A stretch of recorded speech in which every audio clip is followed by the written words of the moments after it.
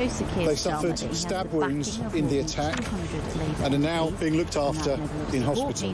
We need to make sure that when people carry out these activities, they feel the full force of the law. People think they can get away with this. The person who firebombed a few weeks ago is out on bail. That's not full force of the law. This crisis, it's a crisis for all of us. It's not enough to simply say we stand with Jewish communities. Of course we do, but we must show it and act it. And the responsibility lies with each and every one of us, because it is our fight too. Let's stop importing people from countries where anti-Semitism is the norm. And if our London Mayor, Sadiq Khan, in his infinite wisdom and belief in diversity, thinks that's the sort of diverse view that it's OK to have on the streets of London and the police don't get involved, don't be shocked, and don't you bloody dare claim to be shocked or upset or care about Jewish people being stabbed on the streets of our capital city in broad daylight. This is on you. You keep getting proven right every single time. Jews are not safe in this country. Well, absolutely. No one can be surprised or feeling shocked that this happened. No Jew certainly is. I mean, we had Zach Balansky last week saying this was just a perceived threat. Well, we can see this isn't any perception. This is real. This is happening on the streets. This isn't just an anti-Semitic terror attack. This is an attack on Britain, on the Western liberal democracy and values. The first politician that uses the word shocking, I might just go and throttle him, because this is anything but shocking. It's the most expected thing is almost overdue, if you ask me, because, I mean, I just left Israel last week. I thought it would be the last time we were woken up by explosions, but clearly not. The Jewish community is our community, and their safety is our safety. And we have to make it absolutely clear, robust, strong leadership, and this has to stop, because otherwise it's almost being normalised, and it's terrifying, and we're sick of it. Enough's enough. Our plan is a complete step change in how we protect communities, moving beyond piecemeal responses to a sustained nationwide effort, one that ensures that people across the United Kingdom can live freely and without fear.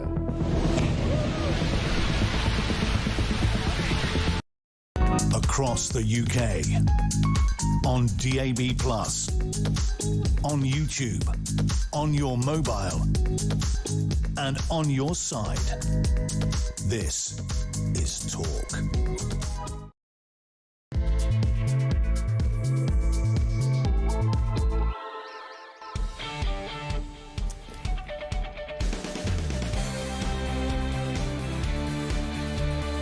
Three minutes past 6, a very good morning. It is Mark Dolan in for the brilliant Jeremy Kyle, and political history is going to play out on the national radio and television airwaves this morning. Breaking as we come on air, we have reached the political endgame, with the Prime Minister expected to address the nation from Downing Street later today and outline a timeline for his departure. Now, we may hear from the Prime Minister as early as 8 a.m. this morning, so don't go anywhere else. We have got you covered. We are expecting the resignation of the Prime Minister this morning and an outline for his plan, a peaceful and orderly transition of power, with Andy Burnham likely our next Prime Minister by September.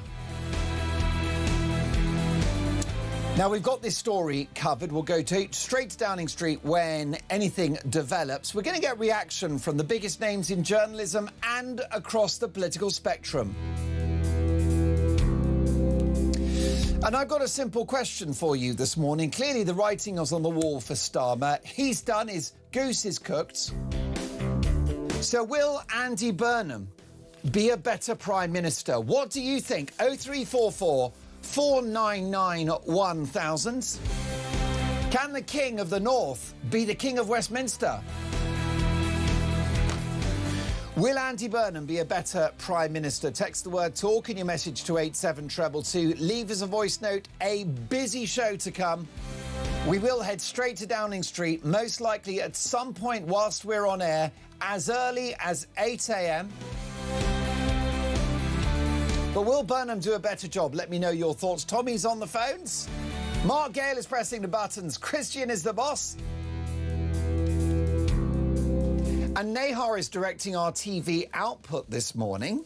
which is very exciting because we're all going to Downing Street. So if you want to see all the action play out, head to YouTube, search Talking Up We Pop. Let's talk.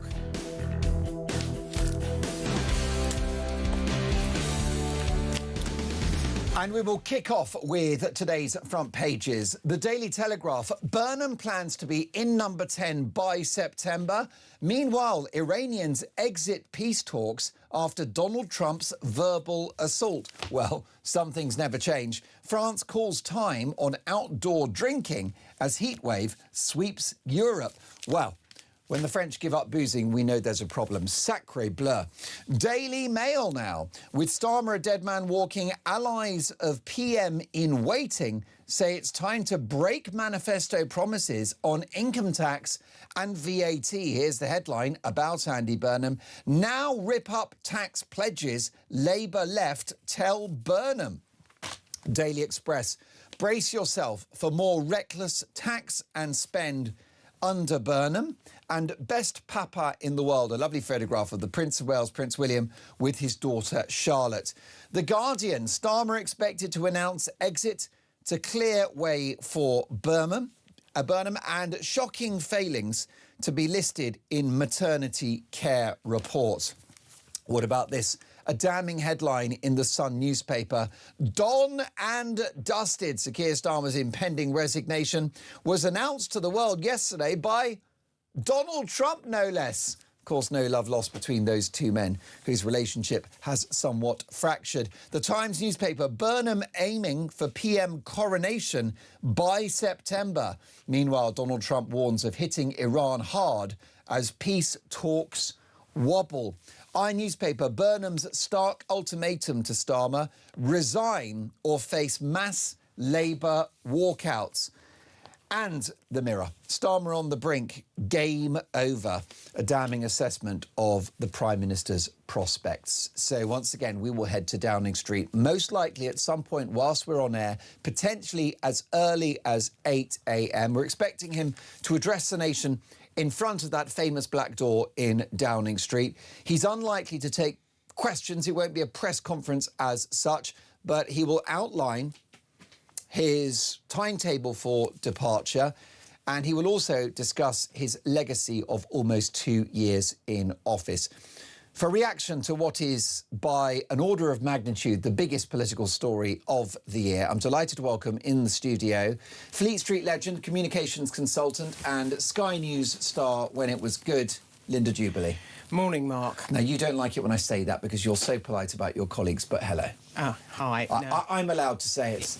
And I tell you something, Sir Keir Starmer's going to be saying a lot this morning, and it's au revoir, isn't it? It definitely is, and I have been banging on about this in exactly this time frame since March, I believe, but I'm not so sure of the timing today. I think it will be the morning. I don't think they'll leave it till the afternoon. I think that kind of doesn't work, but I don't think it'll be as early as 8, but I could be wrong. Yeah, I mean, that seems very early to me. I'm not sure, you know, the snappers will be ready or anything like that. Oh, they're always ready. Someone will be down there with a telephoto lens. If you are wargaming this announcement, this statement, what are you hoping to achieve, and how does the timing of the day reflect your ambitions of what you're trying to do? You mean if I were Andy Burnham? Well, no, if you were advising... So for Starmer, you know, him and his team, what exactly is going through their minds in terms of what time he should speak and what he should say? How do you choreograph this statement from the Prime Minister? I think he needs to come out first. I think there needs to be a degree of humility here because people are very, very angry with him. And that's not just Labour voters, that's right across the board. People are very, very angry, so I think he needs to eat some humble pie publicly. But I think we need to be gracious with that. He needs to be speedy, because speed is right now is of the essence. I think if I were him, I would be starting to make a magnanimous statement. I think he should have done that over the weekend. And Really, I think that Andy Burnham should be with him quite quickly, publicly with him quite quickly. I see. You think that there should be something collegiate about this handover of power? Yes. I think that's what the party wants. That's what the Parliamentary Labour Party needs. And I think it's what the public would like to see. I think they've become truly fed up over recent weeks, especially with the chaos that we've been forced to endure. If you think about it, it was only 2 weeks ago that we were, on a single day, in one of the most dangerous periods of the post-Cold War era, we had no Defence Secretary, no Armed Forces Minister, and we had to wait until both positions were filled later in the day. Now, that is a very, very perilous position to be in, and people are incredibly fed up. Now, Linda, all of this is completely fascinating. What we do know is that the Prime Minister will resign. Is that a given at this point now, that he's not going to throw his hat in the ring for a leadership contest? He doesn't need 80 MPs as the sitting incumbent. He's automatically in that standoff, that race. But does he throw in the towel today? There's just a tiny nano percent here that he won't throw in the towel today. I think that he will resign today. I think we're all expecting that. We can see the US president, you know, and he'll have his ear to the ground, whatever you think of him, and he's already made the announcement. Well, he has indeed. It's funny, this, because Sir Keir Starmer, one of the issues with his tenure, his premiership, is his fondness for a U-turn. He's had more U-turns than Maureen from driving school. Problem with that, I'm always very proud of that line. It's a little bit dated. Not a lot of people. Do you know Mark Gale, Maureen from driving school? Yeah, no, Mark does, because he's a silver fox. But, I mean, young Tommy on the phones has had to Google it. How about this? He's had more U-turns than Lewis Hamilton. Is that better? It's good, but I think less funny. Anyhow, here is the Prime Minister stating his intentions to remain in power just a few days ago. No circumstances. I'm not going to walk away. I'm going to fight. No circumstances you would step aside. I'm not walking away. Okay. I'm going to fight. The question is, do we pull together and turn that around as a party and as a government, which is what I think we should do, or do we descend into a leadership race which will bring chaos with it? We know that. The last government did this. I'm not going to walk away, says Keir Starmer. Well, things have changed. I suppose what's happened, Linda, is that Sir Keir Starmer's done the math. He's looked at how many cabinet ministers would continue to serve under him, and he's looked at how many Labour backbenchers would vote for him. I mean, at the moment, Andy Burnham, depending on who you ask, either has the support of 200 or 300 Labour backbenchers. Yeah. Yikes. Yeah. I think, do you remember when Margaret Thatcher was going, the night before she said she wouldn't go, and the next morning she went? Yeah. I'm old enough to remember all of that. I remember that, 1990. I was actually on air at Sky when she left, the day she left. That's amazing. I think we were the first on air with the news, because I remember running back into the studio. I'd no script, no autocue, no nothing, other than the producer speaking in my ear. Rob Bynan, executive producer, I remember it well. And not to dismiss the significance of today's political drama, actually, that was an even bigger deal, because this is somebody, an iconic figure in politics, who had been in power for a decade. A long time, yeah. 3 landslide victories and changed the country. Absolutely. And Keir Starmer has been there 2 years and not changed the country. I mean, that's the issue. What do you think his legacy will be? Because in this statement that we're expecting at some point today, and of course anything could happen, he might keep his counsel till Wednesday, but we're expecting something today, and we think it's likely to be this morning. What will he be offering by way of legacy, by way of what I'm most proud of, ... I think there's a lot of talk, but it's a lot of performative politics. But the one thing I do think is that he genuinely wanted to try and make a difference with social media, and that may have been at the forefront of his mind when he started on the ban. I'm not saying that ban will work. In fact, I think most school children are cleverer than most MPs in this regard, and I think they will get round it. But the very fact that you are trying to make an effort on such a significant subject, I think he already had that in his mind, that was at least part of his legacy. Yes, I think you're right. And as you say, the accelerated pace of that policy will demonstrate, Linda, that perhaps Sir Keir, who has a tin ear at the best of times, kind of knew what was coming, that actually, whilst things have moved very quickly in the last few days, perhaps deep down, Starmer has known since May, well, you've been saying since March, right, that really this year the Prime Minister has known that he's on borrowed time. Yeah, I think, look, all leaders, and he hasn't shown tremendous leadership qualities, but all leaders need to maintain a brave face in public. But what goes on behind closed doors, they will be calculating things very, very carefully. We heard earlier at the weekend, maybe Friday evening, that actually the only person left batting for him was his wife. So I think that was a very telling comment when that happened, because we knew that everyone else was against him.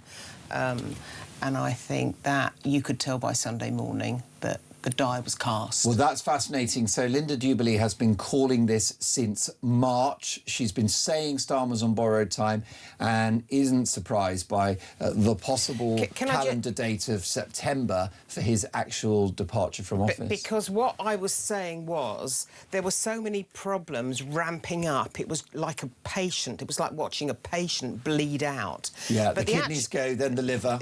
All the vital organs. I'm just talking about Christian's biology there. It's his lifestyle.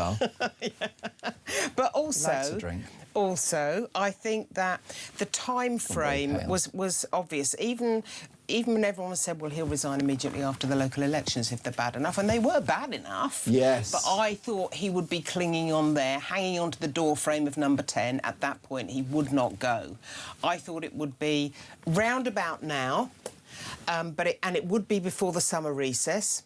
And they would start planning things over the summer recess as to exactly what they would do in September ahead of the conference season in October. And I think that's what's going to happen. I think that Andy Burnham, I gather, has asked for a 3-month planning period.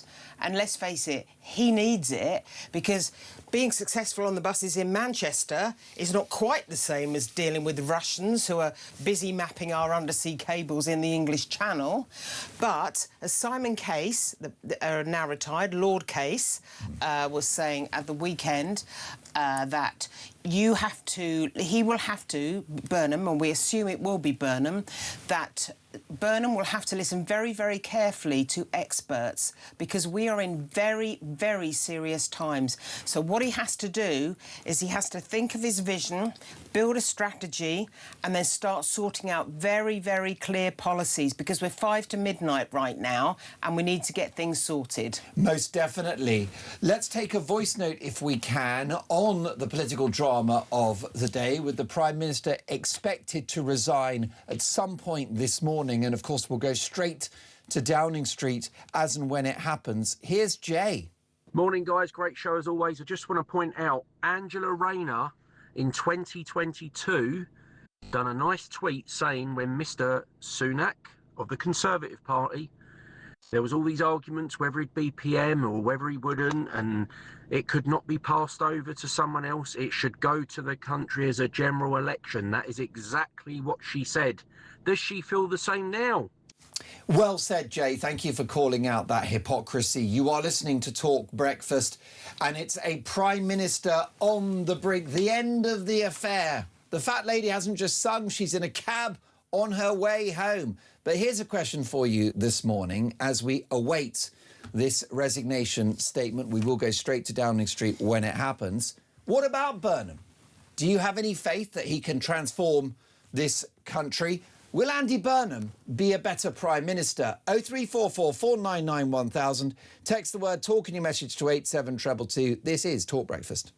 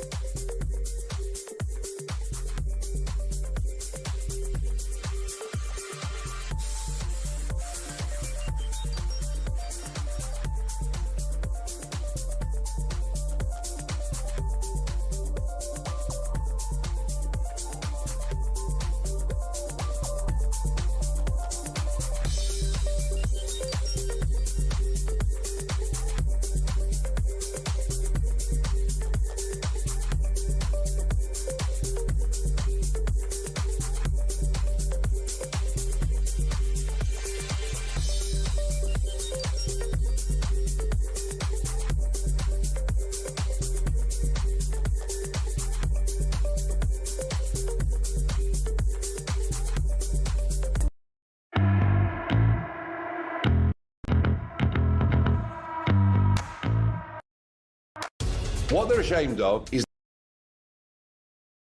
the English flag. The Scottish flag, fine. Welsh flag, fine. Irish, everything like that's marvellous. We've actually put up with half a century of being told that somehow our national flag is a symbol of oppression. Now, I think if Oxfordshire do this, they'll find themselves completely and utterly defied. People will literally justify this. And you know what?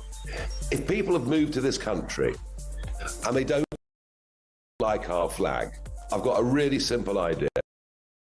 Go back to where you came from. Do you ever fear about being arrested? The socks you wear, Nigel Farage. Well, I do. You want to see the underpants? Oh, dear, no. There's the thought. Wow.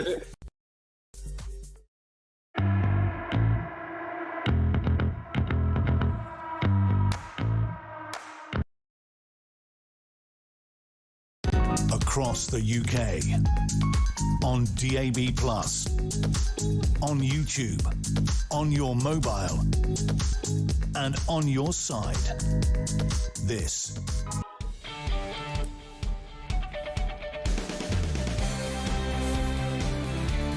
Talk Breakfast, Mark Dolan with you on a Monday morning. Lovely to have your company in for the brilliant Jeremy Kyle. It is 21 minutes past 6, and breaking as we come on air, we've reached the political endgame with the Prime Minister expected to address the nation today and outline a timeline for his departure. We may hear from the Prime Minister as early as 8 a.m, most likely this morning in front of that famous black door, most likely with a message that he's going to resign. But there are many more questions to answer, including whether or not there is going to be a leadership contest or whether Andy Burnham enjoys a coronation. Well, I think there's a little bit of archaeology to do politically, looking at what politicians have said back in the day in regard to new prime ministers during an administration. And what about this post on X from Angela Rayner in 2022? Take a look at this. Angela Rayner says the Tories, this is 2022, the Tories have crowned Rishi Sunak without him saying a word about what he would do as PM. Now, does that sound familiar to you, Christian? She goes on to write, this is 4 years ago, he has no mandates, no answers and no ideas. It's crazily familiar. Nobody voted for this, she says. The public deserve their say on Britain's future through a general election. It is time for a fresh start with Labour. Well, there you have it, Linda Jubilee, communications consultant and ex-broadcaster at CNBC, Fox News and Sky News and ITV. Can I ask you what you make of that tweet, that historic tweet from Angela Rayner, former Deputy Prime Minister, saying, we've got a new PM, we need an election? Well, there's always a tweet, isn't there? But the thing is, what does that tell us? What does that... underneath it all, what does that tweet tell us?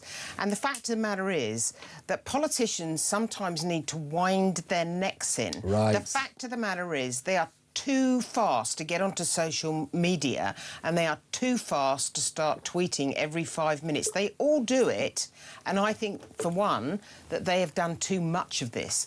Now is not the time for performative politics. Now is not the time for standing there, taking your pictures, building a little tweet thread, etc., etc. We're past that. We are living in very, very serious times now, in a situation which is fraught with peril. The first time this has happened in my lifetime, and that's quite a long time. So I'm worried now that politicians just stand up and they think this is all about performing in public, and it is not. And also that it's a game, which it's not, because the people listening to and watching this show are struggling with inflation. Yeah. They're struggling with energy prices. They're struggling with maybe being laid off at work because unemployment is on its way up and companies are skint. They're worried about their kids and grandkids getting a job and on the housing ladder and covering their rent.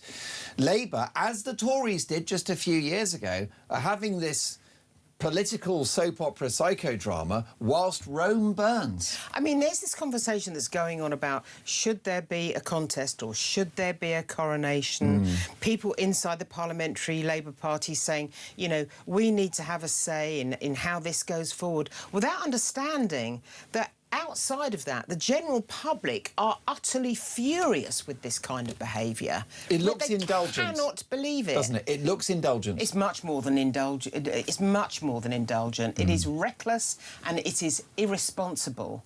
I mean, you can talk about things that are very aggravating for the general public whilst they're busy dealing with their escalating petrol bills, their escalating utility bills. And then you read... I read this morning, I was going through the list of expenses that Sir Keir Starmer claimed, and there was one for his glasses, just short of £3,000 for a pair of glasses. How do you think that goes down with the general public? Like a cup of cold sick. Well, that's right. And, of course, that set the tone for his premiership because the Freebiegate scandal broke early doors when he had promised that Labour would do politics differently. This is a multi-millionaire ex-lawyer who couldn't pay, as you say, for his own specs, his own suits and his tickets to the Arsenal. Yeah, and he's telling people, A, that he wants to clear up corruption, but B, he is the person caught, you know, red-handed in this regard. He is not living his own story. The whole point about succeeding in politics, if you are indeed successful, is that you have to be, it's an overworked word, but you have to be authentic. And that means living by your creed. The creed that you wrote, you have to live by it. And you did not. Notwithstanding your youthful demeanour, and God knows how many injections have you know, are responsible for that. Whatever it is, whatever your doctor is doing, it's working. But Linda, you've been, you know, reporting on politics for many decades, and I want to ask you whether you can think of a figure more exposed in high office, someone less suited to the top job than Sir Keir Starmer. And this is not meant to be character assassination, but I'm just looking at how he presented himself before the election and how, in my view, he was horribly found out on getting the top job. So we knew that he wasn't going to be an exciting personality like Boris Johnson.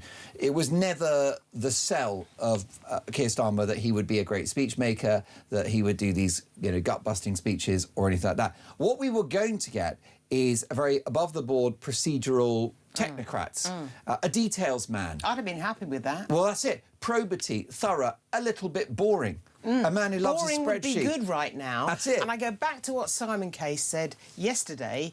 We need serious politicians right now. And lots of people have been saying this. I think Andrew Neil wrote a great piece about it a couple of weeks ago. Right now, we look ridiculous on the world stage. This is appalling. I can't quite believe what's going on. Well, Christian, when you get a second, could you look up how many prime ministers we've had in the last 15 years? I would appreciate that stat because it will be damning. And what's therefore problematic for Starmer is what we were offered before the election is not what we got, and which is why the whole country wants its money back and why he's on his way out. And it's funny because he was going to be boring, but he hasn't even been like a boring man or a pen pusher or procedural, has he? Because look, for example, at the chaotic circumstances around which Peter Mandelson was appointed. Look at the upwards of 20 U-turns.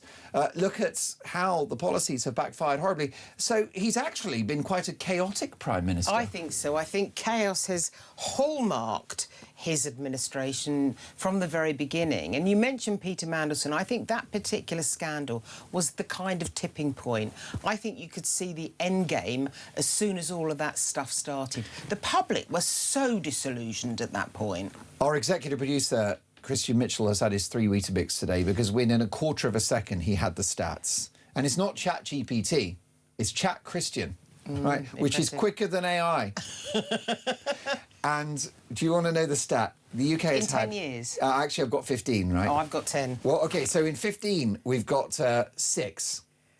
And in 10, 5. So it's pretty bad. Yeah. Yeah, we've actually had 5 prime ministers in 10 years, 6 in 15. Now, if a company had that many CEOs, it would be in trouble, wouldn't it? Yeah, of course it would. I mean, I worked directly for a brief period of time. I reported directly to the chief executive of Sky Television, not Sky News, the whole of Sky Television. And he's dead now, but he would be turning in his grave over this lack of control over this administration. I mean, at the end of the day, this is more important than a commercial consideration, more important than any corporation.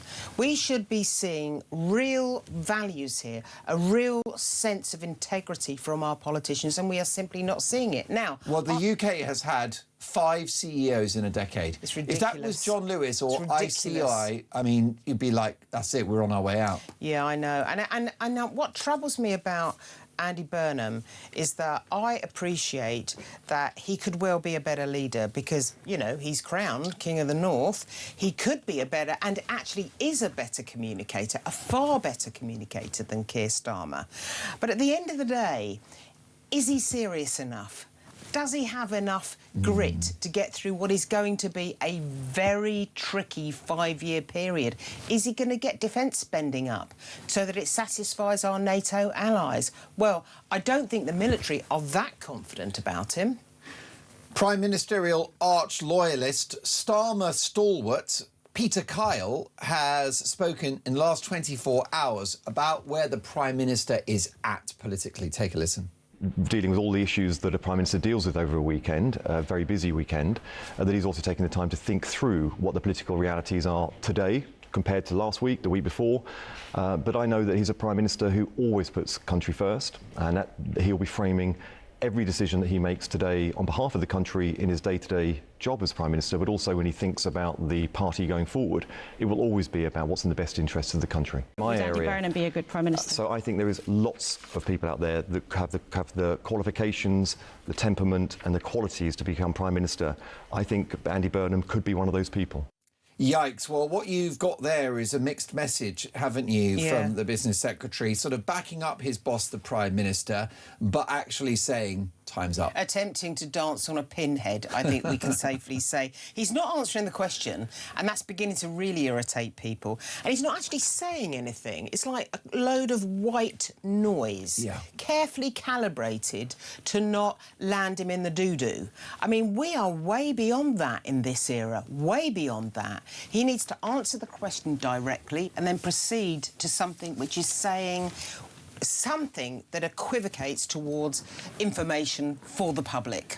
Well, folks, you are listening to Talk Breakfast. We have reached the political endgame with the Prime Minister expected to address the nation today and outline a timeline for his departure.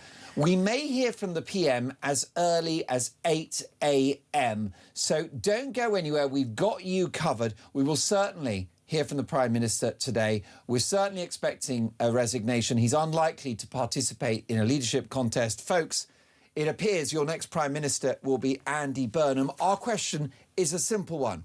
Will Andy Burnham do a better job? 6:33 Talk Breakfast.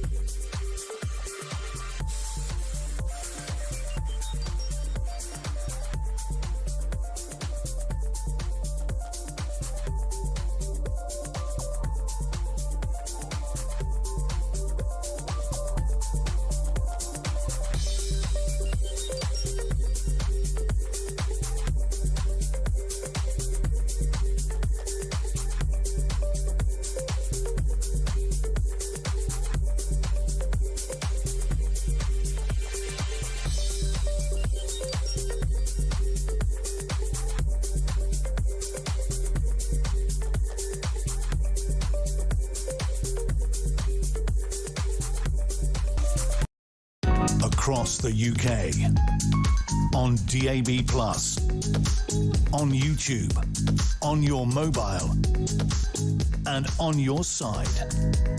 This is Talk.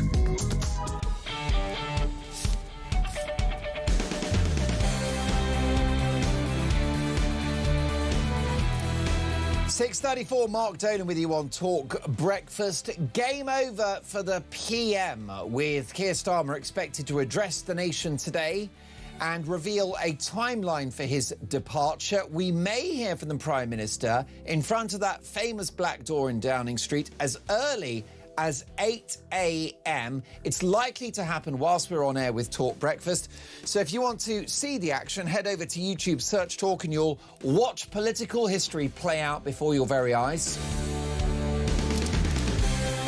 And our question this morning is a simple one. Will Andy Burnham be a better Prime Minister? Now, let's talk about Tony in Lincolnshire and his message. Boris was the PM for more than 3 years, Starmer less than 2 years. How many lefty political commentators, or any commentator, full stop, would have predicted that a couple of years ago? Tony, you're so right.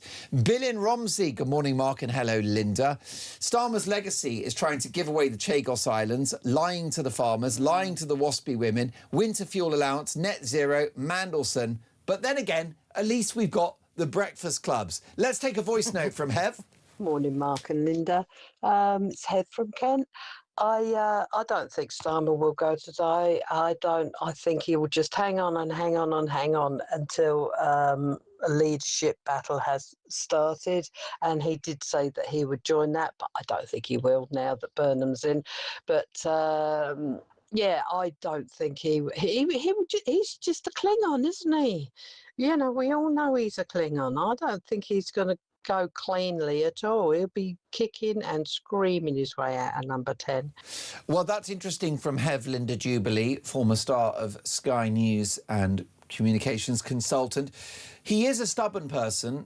He's driven and he's quite ruthless, Keir Starmer. So, you know, you can't rule out that he fights on. No, and I would have said and did say all along that you would have to pull him out of number 10 with his fingers clinging onto the door frame. But I think there comes a point when, as I said earlier, the patient's kind of bleeding out and they just can't survive anymore. And I think we are at that point. I don't want to sound all blood and guts, but at the end of the day, I think today is the day.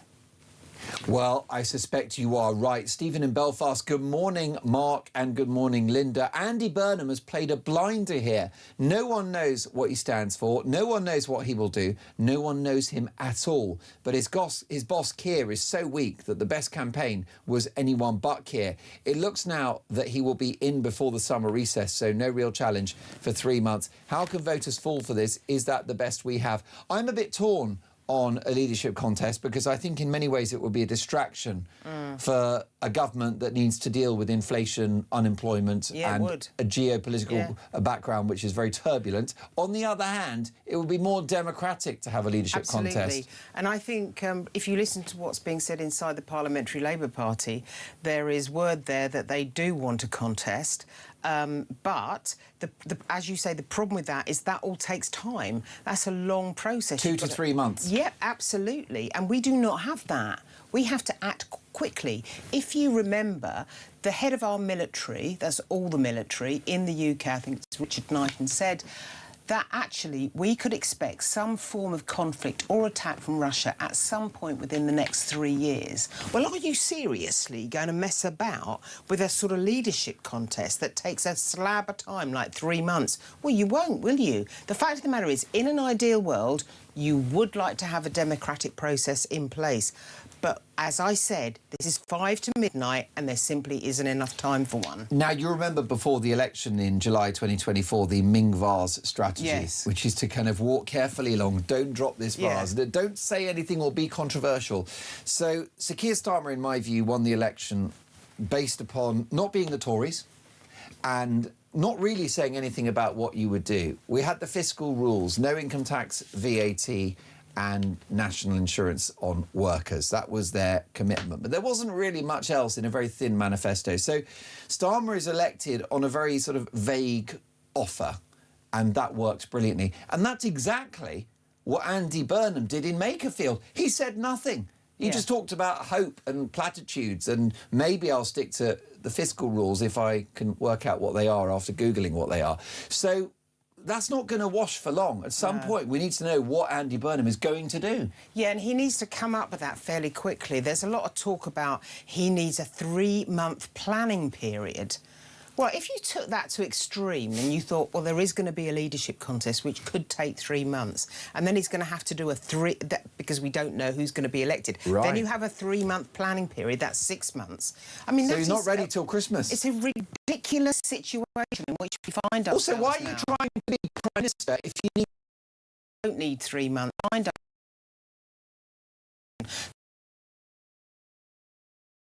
Understand your vision, build a strategy, roll it out in terms of policies. That is not difficult. Most people understand a little bit about how to do that. It's unforgivable that he came into office without a plan. Almost unbelievable, except it appears to be true.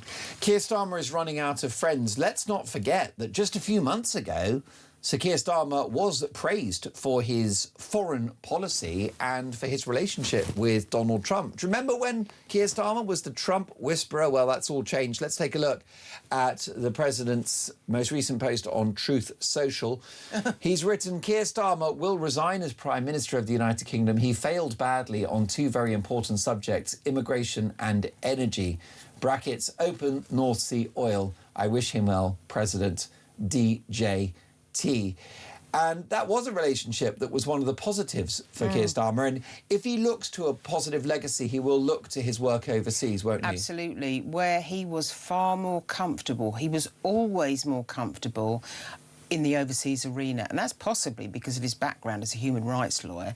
He was naturally at home, but not domestically, never domestically. Now, he did apparently get on fairly well with Trump, but that all went under the bus the minute he did not allow US jets to land in this country when they were moving in towards bombing Iran, if you remember. Of course. It was just such a silly thing to do, I think. I know no one wants to go to Because war. Donald Trump wasn't asking for boots on the ground. No, he wasn't asking for us to drop missiles on Tehran. We just have to refuel here. Can we put some fuel in our planes in a UK airbase?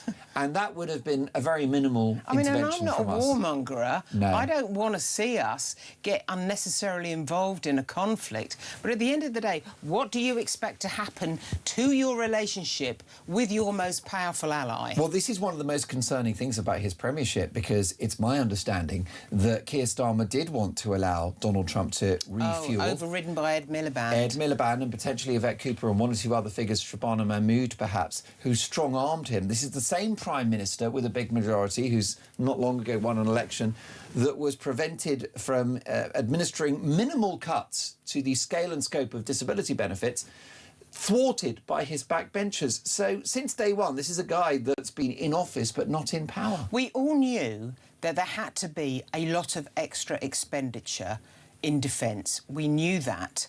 And it is commonly believed that the only way of getting that extra money was out of unnecessary benefits that were being rolled out in this country, which have gone up hugely. I'm not suggesting that people who are ill or genuinely incapacitated shouldn't have those benefits. But how do you think you are going to get to 3.5% of GDP without making cuts somewhere? Because there are very few ways of funding that sort of expenditure, and that was one of them. Now, the problem was, as we know, he did have a landslide victory, but it was a mile wide and an inch deep. And when it came to it, his backbenchers, some of whom were very, very inexperienced, would not back that position. They are going to have to change their minds now. There will have to be benefit cuts. Most definitely, and I completely agree with that. I'm not convinced by this idea, this metric of a percentage of GDP for defence. When you have a shrinking economy, that's a disappearing number, I know. isn't it? And actually, you can go for the pure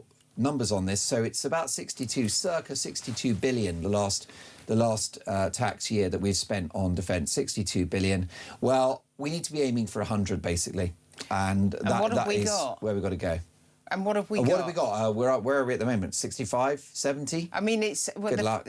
You know, why did John Healey resign? John Healey resigned because he did not think the defence of the realm could be implemented on the money he was being given by Sir Keir Starmer. Most definitely. Dave in Dorset, good morning, Mark. I wonder what celebrations will emerge when Starmer goes. Get those flags up! Yes, wouldn't that be great, Dave? And we won't get arrested because he won't be Prime Minister anymore. Michael says people are betting on the time Starmer resigns today. I say high noon. Well, Michael, any time from 8 a.m, which is 1 hour and 15 minutes from now. Keith says, good morning, Mark. So Starmer is potentially going today. Unfortunately, we're going to endure his cabinet, and we've got to deal with that going forward. He's going to be replaced by what? Someone who sorted out the Manchester buses. How low has the country sunk? Pauline Crew, good morning, Mark and Linda. Let's hope Keir uses his own words of country before party and calls for a general election alongside his resignation. We can but hope. Paul, you're so right. And I'm going to say a sentence now which is going to be clipped and taken out of context. I agree with Angela Rayner, who in 2022... after the appointment of Rishi Sunak as Prime Minister, said, we need a general election. Let me have a look at this post. It's 2022. There it is in black and white if you're watching on YouTube. The Tories have crowned Rishi Sunak without him saying a word about what he would do as PM. He has no mandate, no answers, no ideas. Nobody voted for this. The public deserve their say on Britain's future through a general election. It's time for a fresh start. Amen to that. OK, we've got some breaking news. Number 10 this morning say there is no update on the PM's future. Is he hesitating? Is he clinging on for dear life? Is he now Britain's most famous squatter? Our question this morning is a simple one. Will Andy Burnham be a better Prime Minister? 0344 499 1000. More front pages and more reaction from Linda Jubilee next.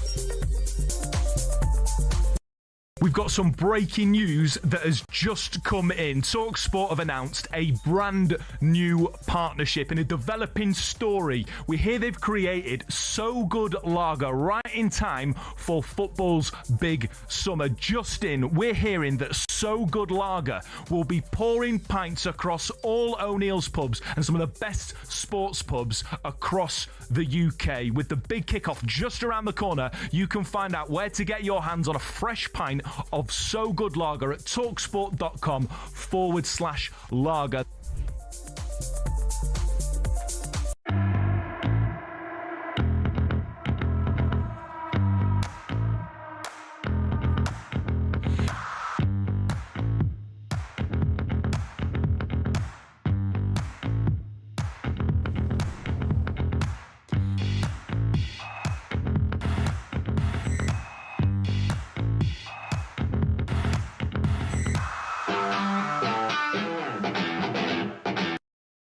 Across the UK, on DAB+, on YouTube, on your mobile, and on your side. This is Talk.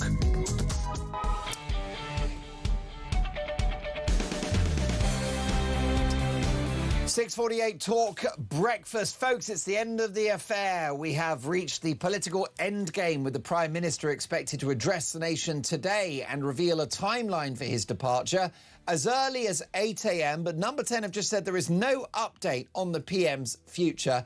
Now, that tells me that perhaps we're looking at 9, 10 a.m. mid-morning, early lunchtime, but we're going to hear from the Prime Minister today, and we're going to get reaction from the biggest names in journalism and across the political spectrum. Pete has messaged the show. Good morning, Mark, and hello, Linda Jubilee, your guest.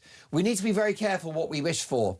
Think Starmer is bad? Burnham will be a disaster for what remains of the UK. Margaret in Birmingham. Good morning, Margaret. Thank you for listening to the show. Mark and Linda, Burnham has to be better than Starmer. He needs to step up to the plate and put the country first. But where is his mandate? And 3 months What's that all about? Of course, we're hearing that he wants 3 months to prepare for power. We've got a voice note from Rob. Let's take a listen. It's Rob again, Mark. I still can't believe that Labour's third choice is still their first choice. Beaten by Corbyn, beaten by Miliband, the bloke's clueless. I really can't. I can't get my head round it, mate. It's like if this was done by a carry-on film or something, you'd be laughing. But you can't laugh, because they're juggling everybody's future. This country depends on a good leader. And Labour haven't got one amongst them. Not one. They are an absolute out-and-out shambles. Fantastic. Jane, I totally agree with you. Brilliant voice note. Thank you, Rob. Shambles is the word. Jane says, good morning, Mark. I fail to understand why Burnham automatically becomes PM without an election. That cannot be right. Thank you for that. She also says, nice to see Linda. Well, we're joined in the studio by communications consultant and former Sky News star Linda Jubilee. What about this from Mick? Very, very creative description of Andy Burnham. He says, good morning, Mark. Burnham will be like the head boy in an undisciplined school in special measures with second-rate teachers. I think that's an excellent metaphor. Linda, Andy Burnham, 99% nailed on to be our next Prime Minister. What kind of Prime Minister is he going to be? Is he going to be left-wing and increase taxes and not cut the welfare budget? Is he going to double down on net zero? Will he be soft on immigration? Who is Andy Burnham? Well, very hard to tell. But I think that, as I mentioned earlier in the programme, Simon Case, the former senior civil servant, said that what the next leader of the Labour Party has to do is surround themselves with the top experts and suck information out of them so that they lead the country properly. And he was quite serious. Simon Case was quite serious when he was saying this. It was not a throwaway line. He's a man used to talking sense, and he says this is what Andy Burnham has to do. Now, Andy Burnham will be surrounded by experts, all of whom have a different view. We've got Lord O'Neill, very senior man, very well respected, saying one thing. We've got Andy Haldane saying the complete opposite. But above all, Andy Burnham has to have integrity, but he has to be able to listen to his own voice and steer a single solid course, which is exactly what Sir Keir Starmer didn't do. Now, Sir Keir Starmer was flopping around all over the place. He was U-turning all over the place. In fact, Andy Burnham has a reputation for doing a few U-turns. Those days are done. Well, what about this for a damning post on social media via the political website Guido Fawkes? Andy Burnham's economic architect is Miata Fambulle, and she recommends, among other things, are you ready for this, a wealth tax and yet another windfall tax on oil and gas, mass nationalisation, land, transport, energy, by the way, costing billions, extending national insurance to investment income, a cap on interest rates and charges on every form of consumer credit, hiking capital gains tax to income tax levels, hiking dividend tax to income tax levels, abolition of the upper earnings limit for national insurance. The list goes on. I mean, what this is, Linda, by any description, is irresponsible. Irresponsible. Yeah, you can't keep taxing all the time and borrowing. We are at our limits now on the borrowing front. We are about to be the basket case of Europe financially, and we need to step on it and get a solution in place. I think that Andy Burnham knows this, and he knows he has to be serious. Whether he's got the stomach for it, no one can tell at the moment. And what about this from Miata Fambulle, who is the architect of Burnham's political project, economically? A huge expansion of the benefit system, including a minimum income guarantee paid to every citizen apart from the rich. You simply can't do that. Yikes. You know, what you've got in the last, I think it must be the last 10 days, you've got, as I said, the resignation of the Defence Secretary, resignation of the Armed Forces Minister, a new Defence Secretary, a new Armed Forces Minister, Royal Marines boarding a ship in the Channel, which is mapping our undersea cables. You know, we've got 2 people on a yacht being shot at by Russian sailors on their vessel. Wild. You've got really serious geopolitical situation here. We simply can't afford to spend the money we are spending on benefits. I don't mind the people. No one minds people with a very serious disability or people who suffer from, you know, very, very troubling conditions. Nobody minds supporting those people. But we all know the system has been taken advantage of. It all has to stop. It's got to stop. Here's a voice note, if we can, Mark Gale, from Sarah on the incoming Prime Minister that no one voted for, Andy Burnham. Morning, Mark. Great show. I'm really cross about this whole situation. I can't stand Sir Keir Starmer, and I'd be pleased to see the back of him. However, I don't understand how Andy Burnham has been manipulated into this position. This MP in Manchester so-called stepped aside to allow him in, but he was Mayor of Manchester. So has he resigned from Mayor of Manchester? And if so, surely there should have been a Mayor of Manchester campaign before he was allowed to go for MP. I mean, I don't know, maybe I'm being stupid. I don't really understand it all, but it is a genuine question. How has this been allowed to happen? This is manipulation at its best. And to me, it really doesn't seem very democratic at all. And I think the whole thing is a joke, and I'm absolutely furious about it. Thanks, Mark. Sarah, I think you're right. And Linda, do you believe there is definitely a conversation about how democratic or otherwise all of this is? Absolutely. I agree with Sarah a lot. But where I disagree with her is that I don't think Andy Burnham has been manipulated. I think this has been a plan for many months. I mean, hasn't he stood as in a leadership contest to be PM twice already? Correct. So why is this a surprise to anyone? He tried to get selected, didn't he, for Gorton and Denton, and the National Executive of the Labour Party went against him at that point. It might have been an idea to let him through at that. And let's not forget his ill-fated and rather embarrassing appearance at the Labour Party conference last year, in which he went to a couple of local events or sort of outside events, as it were, fringe events within the conference, very much to say, hey, I'm here and I'm in the running. And he actually had to sort of leave conference prematurely with his tail between his legs. As you say, this is not some Damascene conversion. This has not happened overnight. Not at all. And then there's no gravitas in that kind of behaviour either, is there? I mean, where are the big beasts? Where are the statesmen and women that we actually need in this country right now? Sarah's right on it with the mayoral election in Manchester as well.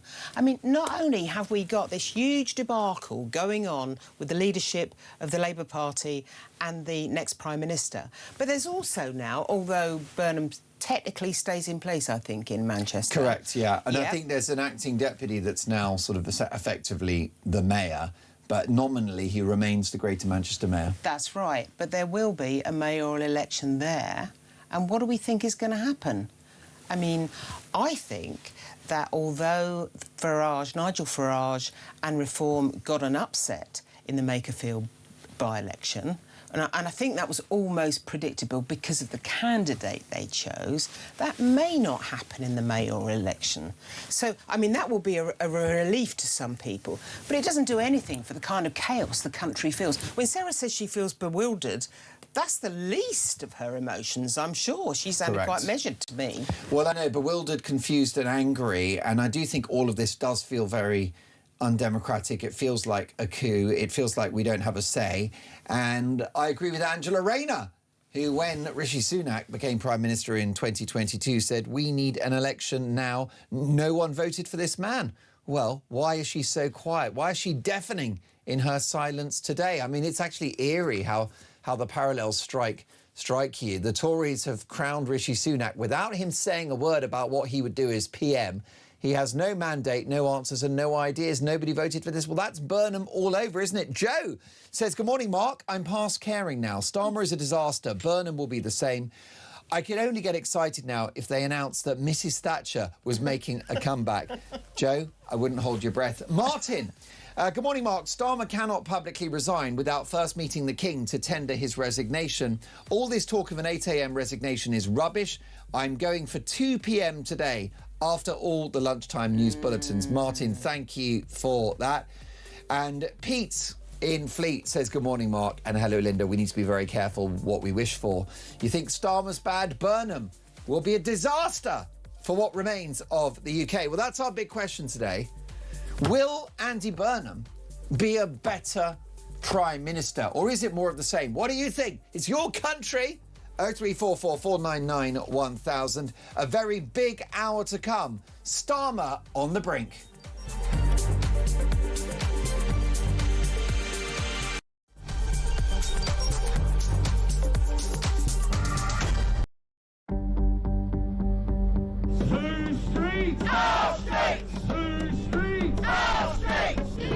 I've got some breaking news here. The Crowborough Army Training Camp could hold male asylum seekers all the way until 2030. Goodness. After the Home Office claimed it would only be for 12 months. Not much ambition involved in that, is there, in terms of solving the migrant crisis? Absolutely, and the way that the Labour government gaslit the public when the migrants were first moved in there, saying, you know, you guys are absolutely being mad. Crowborough is a quiet, leafy town in East Sussex. These people, you can see, have been pushed to their absolute limit. They're not the types that you usually see protesting about this sort of thing. But that town has been absolutely desecrated. You're ruining the country. Get Keir Starmer out.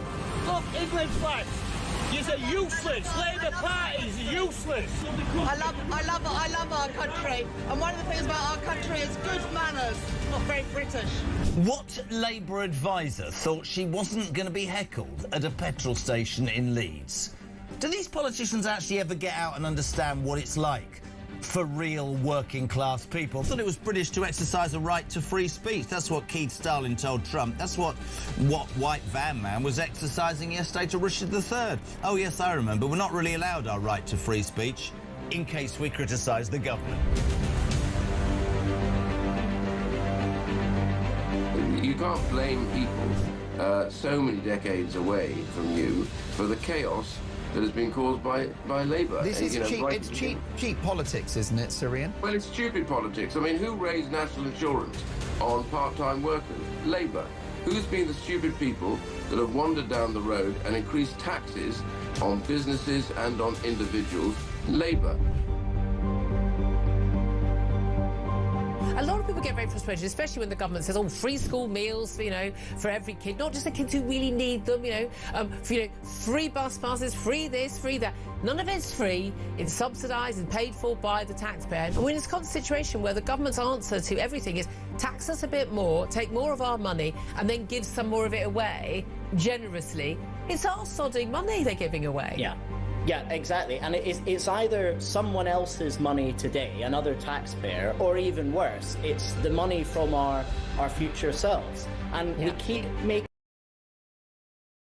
Across the UK, on DAB+, on YouTube, on your mobile, and on your side. This is Talk.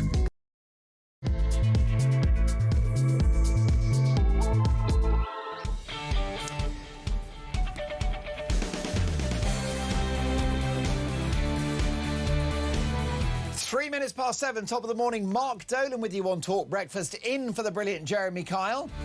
And breaking this morning, we have reached the political endgame, with the Prime Minister expected to address the nation today and outline a timeline for his departure. We may hear from the Prime Minister as early as 8 a.m, so don't go anywhere else. We have got you covered. And we're going to get reaction from across the political spectrum and from the biggest names in journalism. But what do you think about all of this? Is it undemocratic? Do you feel like you've had your say? And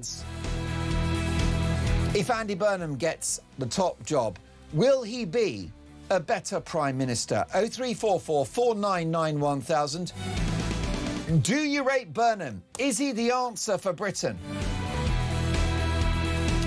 Now you can text the word talk in your message to 87222, or you can leave us a voice note. A very busy show. You can hear us on the radio, DAB+, in-app and online, or you can watch the action play out. Head over to YouTube, search Talking Up We Pop, and you will most likely see the Prime Minister in front of that famous black door within the next couple of hours. So keep it talk. We've got you covered.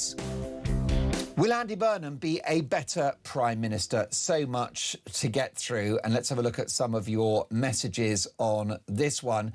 What about this? Mark and Linda, Burnham has to be better than Starmer. He needs to step up to the plate and put the country first. Well, we can but hope that he will do that.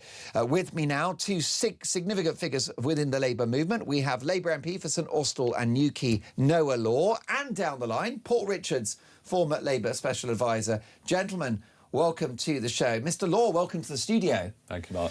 Do you expect that the Prime Minister will resign today? I think it's completely in the Prime Minister's court at this stage. It's hard to tell, as you say. There's lots of speculation, lots of different time frames being thrown around, but ultimately it really is down to him at this point, and I trust he will do what's right for the country. I've got no doubt about that. Would you like him to resign? Do you think that would be the best move now?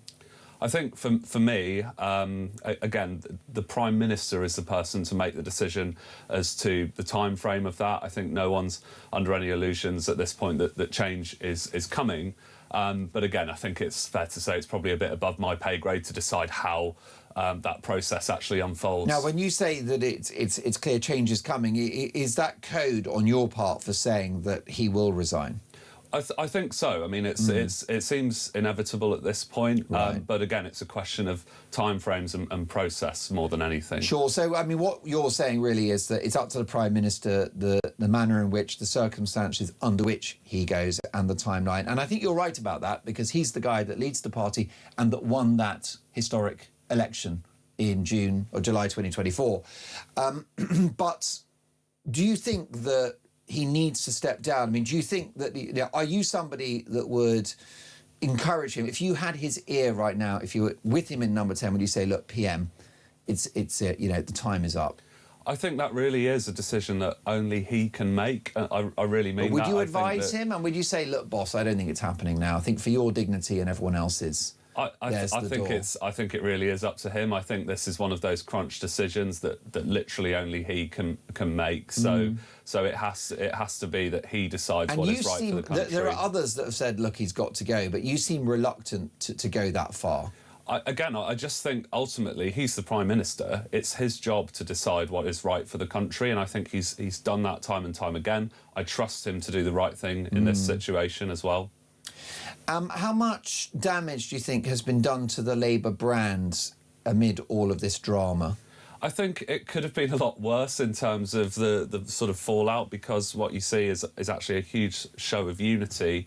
If you look at colleagues from right across the party, right across the country, going up to Makerfield, it's never easy to change a leader, but to have that much unity behind Andy Burnham at this point is a really good show. But unity around Andy Burnham is opposition to Keir Starmer, isn't it, by definition? I think it's pretty implicit in that. It's an unusual form of unity. Yes, it's unity against the leader of your party. At the end of the day, it's a kind of perverse unity, isn't it? There needs to be ways in which a party can change a leader, and that includes during times when you're actually in government. I think, you know, for me, there was never necessarily an absolute certainty that the PM would look to lead us into the election in 2029, and I say better to have a good and coordinated kind of runway for the next leader of the party, rather than this kind of haphazard process that happens within, say, 6 months of the next election. Now, you're keeping your counsel about how and when the Prime Minister steps down, but what, reading between the lines, you're also saying is that Burnham is the man that can unite this Labour Party. Is that right? I think he's already done it. I think, in a way, that groundswell of support from colleagues right across the country has certainly given colleagues and myself hope. It's given hope to a lot of people across the country that have come back to Labour after feeling a little bit in the doldrums. There is a change coming. So, are you quite excited at the prospect of Prime Minister Andy Burnham? I'm excited to hear what Andy has to say still at this stage, because has he got your vote yet? So, for example, if there were a leadership race between Sir Keir Starmer Wes Streeting and Burnham. Is it Burnham for you among those three men? Yeah, I mean, as I said the other week on your programme, Mark, I think as long as Andy can give me that assurance that he'll put our deal for Cornwall first, then I'm very happy to back him. And as I said on your programme the other week, but as you say, it's. Is it at this stage kind of evident that he's going to kind of step up? I think, to be fair on Andy, he's had a very busy campaign. He's been very busy with voters in Makerfield, and actually it's quite clear he's spent the first sort of 48 hours focused on that as well. I mean, he's coming in as an MP for the first time. I can tell you it's a very, from last year, from 2 years ago, it's a very busy process, no matter who you are. So settling in, getting his feet under the desk, getting set up so he can deliver for folks in Makerfield as well is really important. Is it exciting to have Andy Burnham back in the House of Commons? It definitely is. We've, you know, no matter what your opinion on the leadership situation, I think most people would say it's important that we've got our best players on the pitch. And of course, Andy is one of those standout people in the Labour movement that's delivered for Manchester, and I personally believe can deliver for the country. Delighted to have a sitting Labour MP with us in the studio on this momentous political day. Down the line, another key figure within the Labour Party, Paul Richards, former Labour Special Advisor, a man with his finger on the pulse of the left in this country. Good morning, Paul. Morning, Mark. How are you? Really well. Fascinating what Noah has had to say there. There seems to be a mood around Andy Burnham of hope and optimism, like this guy can dig the party out of the doldrums and turn things around. Well, can we just get the legal disclaimers out of the way first and just gently point out that he's not even sworn in as an MP yet? There's no contest. The MP is getting on with the job. Can we do that bit first? Of course we can. And he's not a given. It's not a given that he'll be our next Prime Minister. Starmer may fight on. Wes Streeting could win. Anything's possible, Paul. I mean, anything is possible in our modern But I mean, that means when you say anything's possible, I could go for dinner with Paris Hilton, but it ain't going to happen.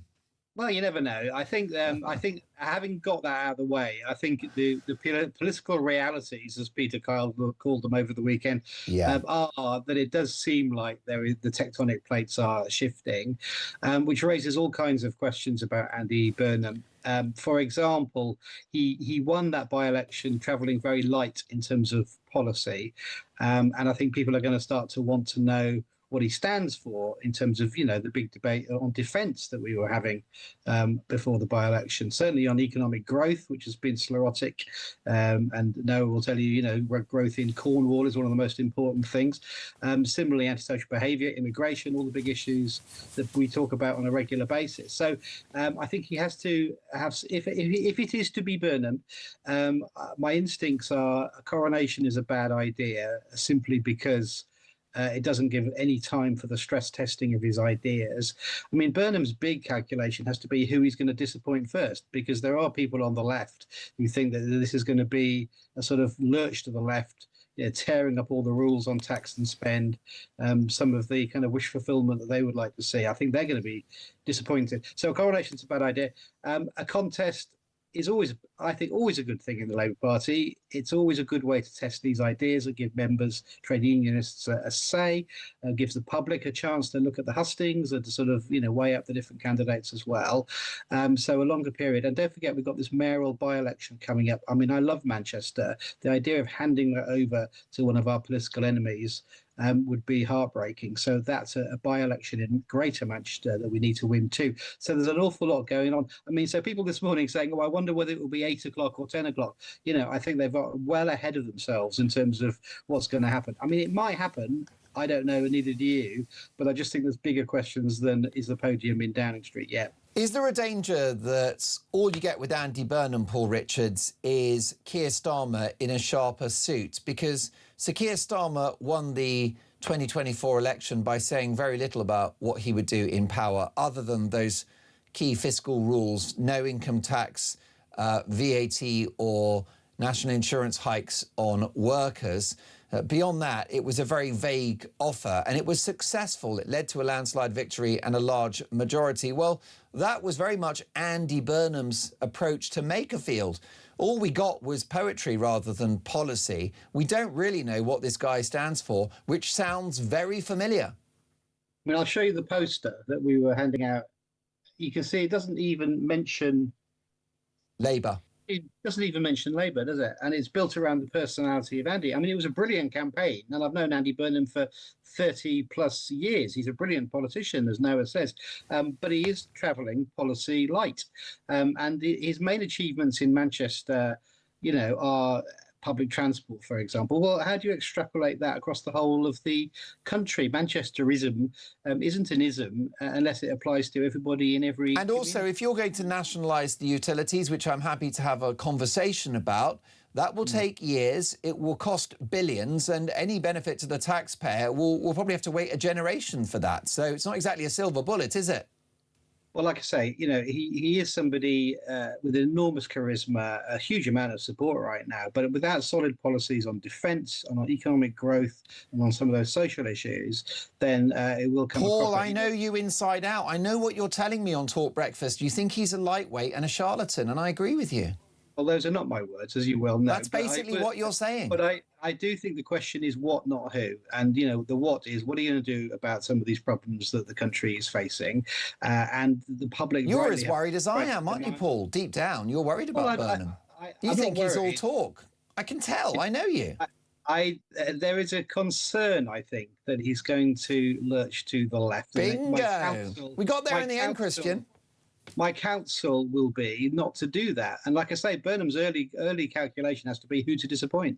And I think, the people that are saying this is the return to a kind of soggy leftism that the public have rejected so many times, he has to reject that. So, for example, he needs to get the defence debate out of the way and say we are going to increase defence expenditure to the 3%. We need to get maybe drilling in the North Sea. Maybe that's something he can throw out there in terms of growth. He's going to have to reassure the bond markets by not putting a lefty in to be Chancellor of the Exchequer, and somebody reassuring on that as well. So like I say, he's going to have to calculate this very carefully, where the public is and where the party is. And some of his supporters are going to get disappointed quite quick. Paul Richards, I don't think you've had your 3 Weetabix. I think you've had 10 Weetabix, because what you said is absolutely bang on. If Andy Burnham becomes Prime Minister, he will have my support, my enthusiastic support. If he scales back and rows back on net zero, which will be brilliant for British industry, it's what the trade unions want. It will be fantastic if he reduces the welfare budget in order to secure the defences of this country. It'll be fantastic if he doesn't raise taxes any further and looks to the public sector to make savings. This is all gold. Unfortunately, Noah Law, that's not the Andy Burnham we're going to get. If he becomes Prime Minister, it's going to be spend, spend, spend, isn't it? Well, I think, as Paul says, we've got to actually have that scrutiny and that sort of battle of ideas. It's what the left of the party want, and they're the folk that are going to sweep Andy Burnham to power. And when he's in number 10, Noah, they will want their pound of flesh. I think the thing is, there's a plurality of people backing Andy at this point, and it isn't just going to be one faction of the party. So you don't think the left will win? Because in a way, there's a battle for the soul of Andy Burnham. Because we know there are about 10 Andy Burnhams. He's like Mr. Potato Head, do you know what I mean? You could have the eyebrows and the spectacles. It's whatever you want with Andy Burnham. So which Andy Burnham will we get, do you think? I think Andy is someone that's always been a pluralist and can bring people together from across our Labour movement. So, Paul's absolutely right. We've got to make sure that we put some of those big pitches that he's made under the spotlight and find a way to actually deliver those. And where there are, challenges in the delivery of those, or it's going to take a long time, we've got to level with the public. People are just looking for a much more upfront politics that actually addresses some of these questions, like public control of the utilities, rather than sort of burying them in the sand. I mean, don't you think public control of the utilities is a bit of a white elephant? It's like it's a very nice idea, a bit like world peace, but it ain't going to ever happen, really. It's far too costly, and any benefit will take maybe a decade or two to actually feed through. Yeah, I think, you said yourself some very good points about just how long it's going to take. What is the time frame for actually crystallising? It's not a silver bullet, is it? It's absolutely not, and I've always tried to level with my constituents about that. So I think that's actually the kind of conversation we need to be having, is that, yes, we can do all of this, but these are the trade-offs. So that's precisely the debate we should be having. But the difference this time is that I don't think Andy's someone that's necessarily going to bury some of those things that the public really want us to be addressing in the sand, like rolling out better public transport across the country. Very much welcome that. I mean, just briefly, because I want to get on to whether we should have an election in just a moment, but it is interesting. If he becomes Prime Minister, it's a dilemma, isn't it, which way to go? And I just take the view that things are so challenging at the moment that it's not that political anymore. So, for example, we need to start living within our means as a country. That shouldn't really be left or right, should it? Running a deficit, what was that latest figure for the borrowing? Was it 23 billion in a month, you know, which is, I think, 30% higher than last year and above the Office for Budget Responsibilities projections. So we're borrowing left, right and centre. We've got wealth creators leaving the country. I mean, you'll agree all of this is a worry. The cost of net zero is impacting industries. The unions aren't happy about that.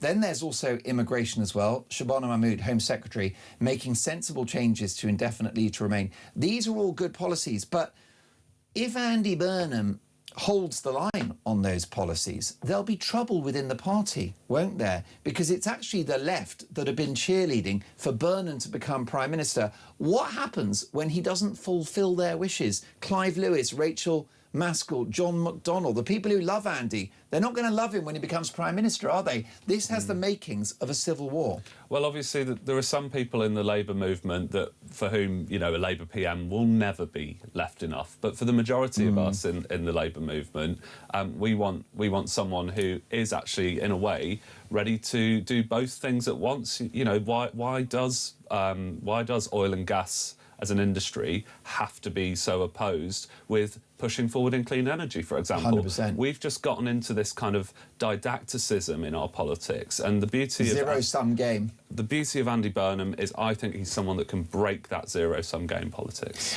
Are you on good terms with Angela Rayner? I think Angie's great. I think she's someone that, like Andy, is just really personable, actually kind of connects with people. She's just so easy to work with, and that in itself is gold dust in politics. It's not an easy thing. Does she talk a lot of sense? Is she right a lot of the time? She is a common sense politician. That's how I would describe her. You find yourself agreeing with her a lot of the time? She's been brilliant on housing policy, housing and planning. She's always, I've found, been someone who is willing to get to grips with the nuances of all different parts of the country, like Cornwall. Angie's been really great with us on Cornwall. So that's what we need, is people who understand that nuance of what people want across the country. Well, I will tell you that she's an incredibly compelling personality and has an amazing life story. And I think this post from X in 2022 is outstanding, and I agree with every word. The Tories have crowned Rishi Sunak without him saying a word about what he would do as Prime Minister. Rishi Sunak has no mandate, no answers and no ideas. Nobody voted for this. The public deserve their say on Britain's future through a general election. My goodness, she was so right, wasn't she? I think the reality is that whether we like it or not, that isn't how the sort of British political system... I mean, she's got that one spot on.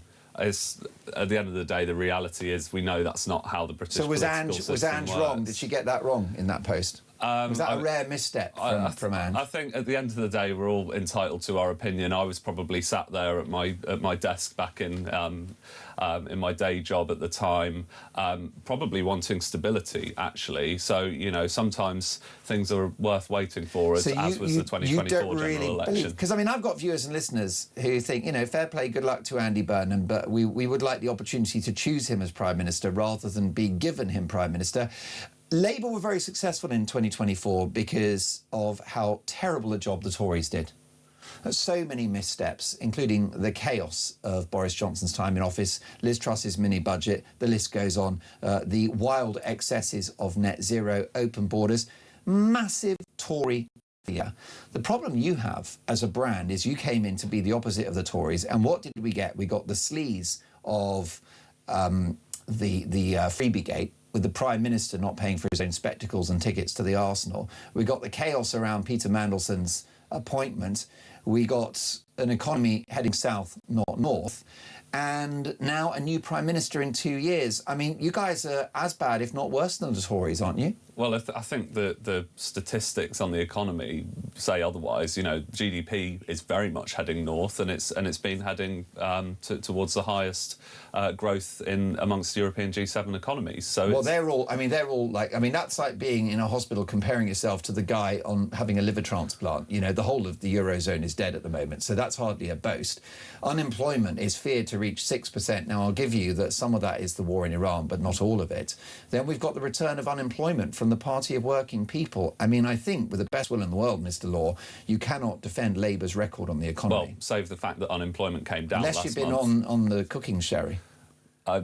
You know, I mean, unemployment is on the way down, actually. So that's been some really good. That was a statistical glitch, wasn't it? Because we know the direction of travel is that unemployment's increasing, and we have the highest youth unemployment in the whole of Europe. I mean, I think the best thing to do would be to say, yeah, we're not getting it right on the economy, and Andy's going to fix it. I think as I sort of levelled with you on the show last time, there are probably you made a lot of sense last time. There are some targeted interventions. You talked about the importance of growth. There are definitely some targeted interventions we can make on the labour market to get young people out to work. There's already a lot being done. I think, you know, the Milburn Review and Matt Fadden's work in this area has been stellar. It's going to start to turn the tide. He's a good minister. Isn't he? He's a very, very gifted politician. Yeah, Pat's absolutely fabulous on his brief. I've known him a long, long time, personally and professionally. I trust him as a politician, and he was right when the Mandelson files dropped, when he said, all my meetings are about who can we tax to give money to others. That was true, wasn't it? Well, I mean, personally, that's not been my experience of colleagues, but he's obviously had to spend perhaps quite a bit of time with some of the sort of, I guess, agitators that make it difficult for us to do things that, you know, are going to be difficult for some people. The reality is welfare reform does need to happen. I'm glad that when it 100%. Eventually did come through last year that we were able to get some of the changes through that actually just pivot those incentives back towards work and away from welfare. That doesn't mean slashing everything, and that, in a way, was one of the wrong-headed approaches that we've seen under this government. It's not enough listening to backbenchers to just get the balance right. It doesn't have to be kowtow on everything. And one thing I agree, it helps if you strip away political ideology, doesn't it, and just do the right thing for the economy. Like I said, so much doesn't have to be political. And last time you were on, I found myself agreeing with so much of what you said, and the same thing is happening today. And your sincere focus on growth, you actually mean it. It's not a platitude for you, is it? Or a slogan. You genuinely believe in economic growth, because what is that? It's national income that pays for the police and the doctors and the potholes and all the rest of it. Would you accept, just briefly, that we got a Chancellor that doesn't mean it when she says she's going for growth? Well, I think, again, the results that the economy's seen show otherwise. I know people aren't always feeling that. It's been really, really tough. It's been really tough, but the results, again, might speak otherwise, that the Chancellor has delivered growth for the UK. I'm happy to have a debate. With a magnifying glass and an electron microscope? As you say. Zero growth in January. I mean, the trajectory's not great, as you say. Are we celebrating 1% in a year? I mean, seriously. It's really tough for all major European economies, and to come out sort of relatively towards the top of the table is pretty good. Fair enough. Paul Richards, briefly with the clock against us, if you can. Angela Rayner's right. We should have a general election if we're getting a new Prime Minister, shouldn't we? Well, you look at the history of this, you know, Blair, Thatcher, Wilson, Cameron, they all left office during the parliamentary term, and there was not a general election. And there should have been. I agree with Angela. And in our constitution, of course, you don't have to. We pass that power to the Prime Minister to decide when the election is within a 5-year period. And there's nothing that says you have to have an election straight away. And people just need to understand the constitution and understand that we don't elect Prime Ministers in this country. Absolutely. Well, look, I think that's an interesting assessment. Paul, we love having you on the show. Always a treat to see you. And it's been a while. We'll catch up soon. Paul Richards, former Labour Special Advisor, and a very sincere thanks to Noah Law for joining us. A really interesting conversation. And you come into this studio, I think, with a spring in your step. So let's see how things play out politically for this government. Could Andy Burnham be the fresh of breath air the country and the party needs? My thanks to Noah Law MP, who no doubt has a very busy day as the Labour MP for St Austell and Newquay. I should be able to say St Austell because I love their bitter. And I'm not bitter. Folks, do we need a general election? What do you think? Will Andy Burnham be a better Prime Minister if he gets the top job? 7:28, don't go anywhere.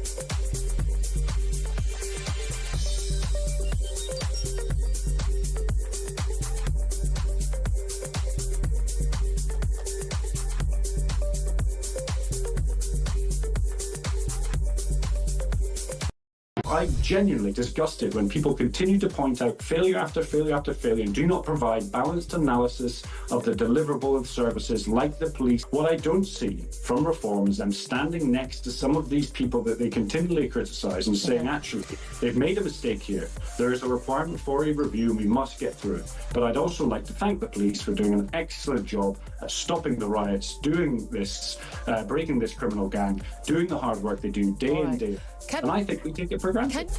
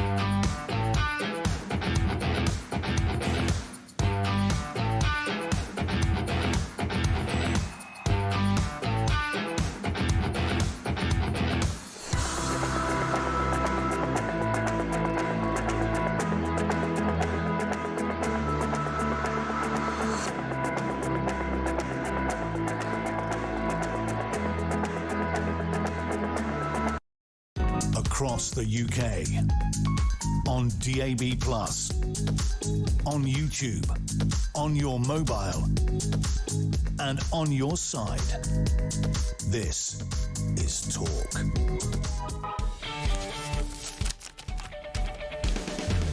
.31 Talk Breakfast. Mark Dolan in for the brilliant Jeremy Kyle. And breaking this morning, we have reached the political endgame, with the Prime Minister expected to address the nation today, potentially this morning, and reveal a timeline for his departure. Well, let's get further reaction now. I'm delighted to welcome a very old friend of mine, the former leader of Advance UK, Ben Habib. Good morning, Ben. Good morning, Mark. Wonderful to have you on the show on a very busy Monday morning. Ben, what do you think's going to happen? Do you think the Prime Minister will fall on his sword today? Well, it certainly looks like that. All the mood music coming out of Downing Street and elsewhere, cabinet colleagues all suggest he's about to go. And it's extraordinary, really, that he hung on for so long against so many valid complaints about his prime ministerial role. And then as soon as Andy Burnham gets elected, he just gives up the ghost and exits. He's not even putting up a fight. But I think it must be that the support around him in his cabinet and elsewhere in the Labour Party must have just evaporated over the last 4 days. Andy Burnham is in, and Andy Burnham is going to take over as Prime Minister. Well, we know, don't we, Ben, when the Prime Minister, former Prime Minister Boris Johnson said, when the herd moves, it moves. We appear to have a stampede at the moment of livestock. It does. And therefore, we have the very real prospect of Andy Burnham in number 10. And we just don't know which Andy Burnham we're going to get, do we? Will we get the Blairites, will we get the Brownites, or the Corbynites? Well, it's like the beginning of a Bernard Manning joke, isn't it? I mean, all three of those options are pretty blooming awful, aren't they? They are. Yeah, you know, he's going to be as bad as Starmer, if not worse. His economic policies are absolutely absurd. What he wishes to do is tax this country to the hilt, remove from the fabric of British society all people who actually contribute to the exchequer. He's going to wage a war on wealth, and if that's, you know, what he's been saying to date is to be believed, and that will be a disaster. It is precisely that approach to governance that has landed this country in the trouble in which we now find ourselves. We need a complete change in direction. We need less welfare, less taxes, less regulations, more championing of British industry, and he's going to go the other way. He doesn't think we've got enough socialism. However, we can agree, can't we, Ben, that Andy Burnham is an intelligent man and a shrewd political operator. Are we underestimating him? Is it possible that he presents himself as a big fat lefty, but when he gets into office, in fact, he rows back on net zero, which will please the unions, doubles down on Shabana Mahmood's efforts to double the length of time that you wait before you get indefinite leave to remain, and reduces the welfare budget to support defence. Might this be the salesman, Burnham, that reassures the left of the party whilst doing the right thing for the country? Is that a conjuring trick that he can pull off? Well, let's hope so. Let's hope he does precisely what you've just described. Of course, Starmer was presented as someone who would be a capable manager of our purse strings. Income tax wouldn't go up. Do you remember? Of course. And he did the opposite. I think one of the things that's taking place in British politics is that the extreme left is now in control. The unions are back in control. What took so many years to break has now been unbroken, if you like. And it's whether or not Andy Burnham if he has the inclination even, but assuming he has the inclination, whether he has the fortitude to stand up to those forces. You know, when you give in to strikers, when you reward striking, when you take this union shilling, all of that is going to work against the party and party leadership in due course, because they feel emboldened. They think they've got control of you now. And that's the difficulty he's got. He's riding a bull. What do you think the country will look like by the time of the next general election, Ben Habib, if Andy Burnham becomes Prime Minister? Where do you think we will be in 2.5 to 3 years' time? Well, we're heading for a financial crisis. We've got a demographic crisis anyway. We've got mass immigration, mass unemployment.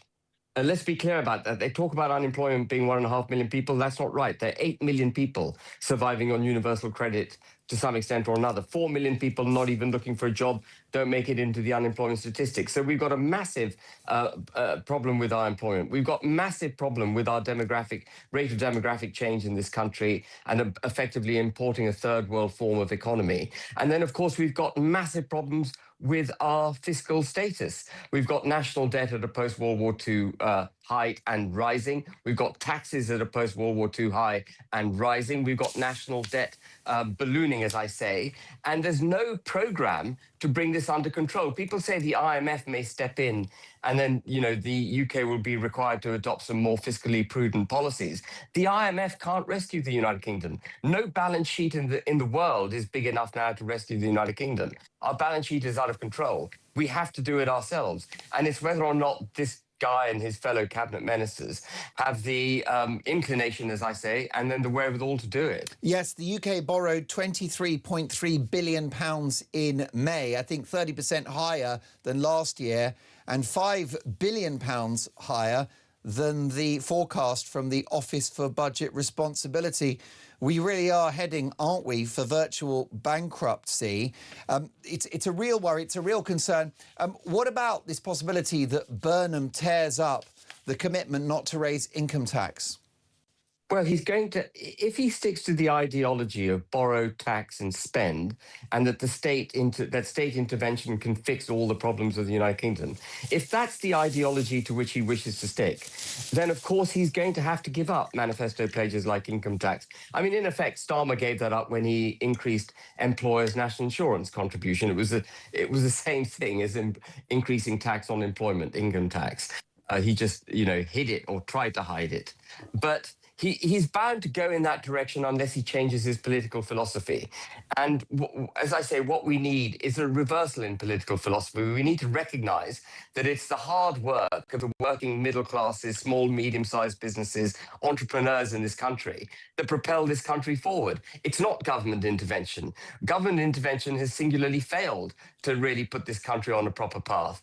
And of course, then there's the whole net zero agenda, which needs to be grappled with, which is so undermining British industry and our ability to make ends meet. Ben, briefly, if you can, I don't know about you, I'm sick of these political grifters becoming Prime Minister and running the country. People that don't have a plan or an ideology, they just want the job.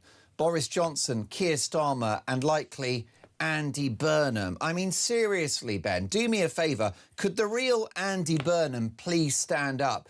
We don't know what kind of Prime Minister Andy Burnham is going to be. And the reason why, Ben, is because he doesn't know. Yeah, well, it's a very powerful He hasn't decided point who Andy Burnham is yet. No, you know, you're very on the nail, if I may say so. You know, he's being anointed as Prime Minister without having been in government for the last 10 years. He's been off in Manchester as a mayor doing local government, and he's being elevated. Someone had to stand aside for him to become an MP. He then becomes an MP, and within 5 seconds flat, he's Prime Minister. This is not democracy. A real democracy, as you indicate, Mark, is one where someone has a political philosophy, says it loud and clear what it is they wish to do, and then and tries to lead the British people in that direction, and then relies on the British people for their support for that direction of travel. We haven't had a Prime Minister like that in, well, I think since Maggie, frankly. I can't think of a Prime Minister can't think of one who's told the truth about their political philosophy. Most definitely, and just look at the trajectory of the country from 79 to 90. We were the poor, broken man of Europe. By 79, by 90, a global economic, military and diplomatic powerhouse. Ben, always a great privilege to have you on the show. We'll catch up very soon. Ben Habib, who is the leader of what was Advance UK, which has stepped back now a little bit in order to get the right to unite. Let's take a voice note from Kevin on Sir Keir Starmer. Take a listen. Morning, Mark. Kevin in Sheffield. Really hoping Keir Starmer does resign today. He fully deserves to. Mainly because of his arrogance and how he's portrayed himself, his constant moralising, telling us all how to live as lives and even the words we're supposed to speak. And of course, if you disagreed on immigration, you were branded as far right. So I'll shed no tears when he's gone. The problem is Andy Burnham. If he comes in, for me, is Keir Starmer Mark II, only more to the left. Left-wing politics have virtually brought this country to its knees, so I'm really sure we don't need any more of that. Talk Breakfast, 7:41 if you're just joining us. We have reached the political endgame, with the Prime Minister expected to address the nation today, potentially this morning whilst we're on air, and reveal a timeline for his departure. We've got you covered. Don't go anywhere, because as we speak, political history is playing out before our very eyes and our very ears. Our question to you this morning is a simple one. Will Andy Burnham be a better Prime Minister? This is Talk Breakfast.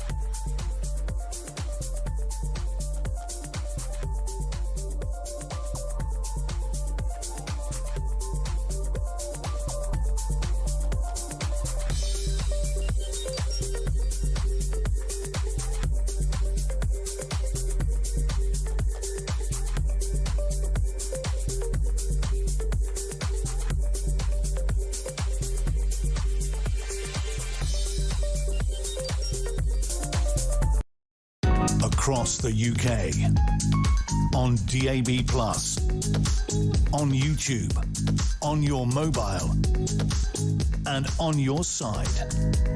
This is Talk.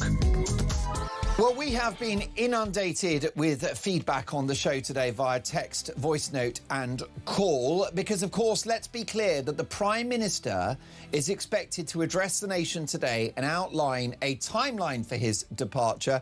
He may well be in front of that famous black door within the hour. So we've got this covered, of course, here on Talk. You can listen on the radio, DAB+, in-app and online. You can watch us on TV as well. My first priority for Starmer is to stop the boats, says an unnamed texter. Sort out legal and illegal immigration. It's the most important issue facing the country. Well, you raise a brilliant question. Will Andy Burnham stop the boats? Will he drill, baby, drill? Will he build some houses? Will he tackle antisocial behaviour disorder on our streets? Will he lock up criminals for a correct length of time? Will he reverse Starmer's plans to scrap jury trials? Will he do the right thing? Will he be better than Starmer? Let me know what you think. 0344 499 1000. Paul says Britain is no longer our country. It's a Labour regime. The people must do as they say. if Burnham just walks into number 10, I don't think the country will take it. What I will say to you, Paul, is I think the honeymoon will be very, very brief. I think it'll be shorter, Mark Gale, than one of Katie Price's honeymoons, and they're very short. Katie Price's honeymoons are about 10 minutes these days, aren't they? But the bottom line is that I sat down with Nigel Farage for an exclusive interview for the Daily Express, which is going to air tomorrow on YouTube. And he said Burnham will become Prime Minister and he'll be popular for 2 days. Farage said he'll have a honeymoon of 48 hours, at which point he'll be found out. Is Farage right about that? With me now, a very, very old friend of the show, Neil Parish, former Conservative MP and now very busy and productive farmer. Good morning, Neil. Good morning, Mark. I like your analogy about the stampede of the cattle because I know all of it. Well, indeed, that rings very true for you as a very, very busy man of the land. So, Neil, where are we at today? Do you expect the Prime Minister to resign? I think as the quote goes, we are deafened by silence, aren't we? And I think the fact we've heard nothing over the last 24 hours or so from the Prime Minister, from Keir Starmer. I think it's inevitable. It is a stampede of MPs and ministers that have said, you know, as soon as they see some... I mean, politics, raw politics, and we are down to raw politics now, is about they want to back a winner, and they unfortunately see Starmer as a loser. And you know, that is the blunt truth, and so they will change leader. I agree with you and Ben as well before that, you know, it's the economy that matters and it's everything that's going wrong, and I don't think Burnham will fix it. But I think, you know, this idea that Burnham needs excuse me, 2 or 3 months to come up with policy when he's been trying to get a by-election, you know, for months. For goodness sake, if you want to be Prime Minister, you need to come in and know what you're doing and take it over immediately, because in political terms, you just can't leave, you know, one Prime Minister in, you know, running the country when another one coming in, say, in September, because in practice, in political terms, it's just untenable. Nobody takes any notice of the Prime Minister that's in office because they're waiting for the next one, and all the time they'll be asking, oh, what will Andy do? And it'll be absolute chaos. But I watch with great interest, Mark. Are we underestimating the intelligence and political nous of Andy Burnham? Might he do a better job than we fear? I think he will do a better job than some of us, you know, and some pundits say. I think the problem he's got is the Labour Party, because you see, they have moved very much to the left. Now, if Andy wants to go to be really left-wing, more taxes, certainly if he wants to raise income tax, well, at that stage, you have to say there needs to be a general election, because that was not part of the original manifesto of the Labour Party when Starmer got in. And so it'll be interesting to see, because you see, my view is I don't agree with socialism, but I think if you are going to sort of come in and be a radical Prime Minister, then probably he will move to the left. But I think it won't work. And I think the trouble is, if he doesn't move to the left, then his MPs in Parliament know through Starmer that they can bring their Prime Minister to heel, if you like, to use a farming technology. And that is where I think it's all going. But I mean, he is a personable man. He has intelligence. He is. I mean, I know Andy. I knew him in Parliament before he left, and he was always very pleasant. And so, therefore, personality-wise, I think he will do very well. The problem is we're, you know, as Ben said, we are up to our ears in debt. We are not raising enough money. We're taxing too much. Business is shrinking and unemployment is going up. And so he you know, he doesn't come in, does he, in the most auspicious of places. And so it's going to be fascinating to see how he gets on. And I'm also fascinated as how the Labour Party are going to hand over from one leader to another. Well, it's fascinating, as you say.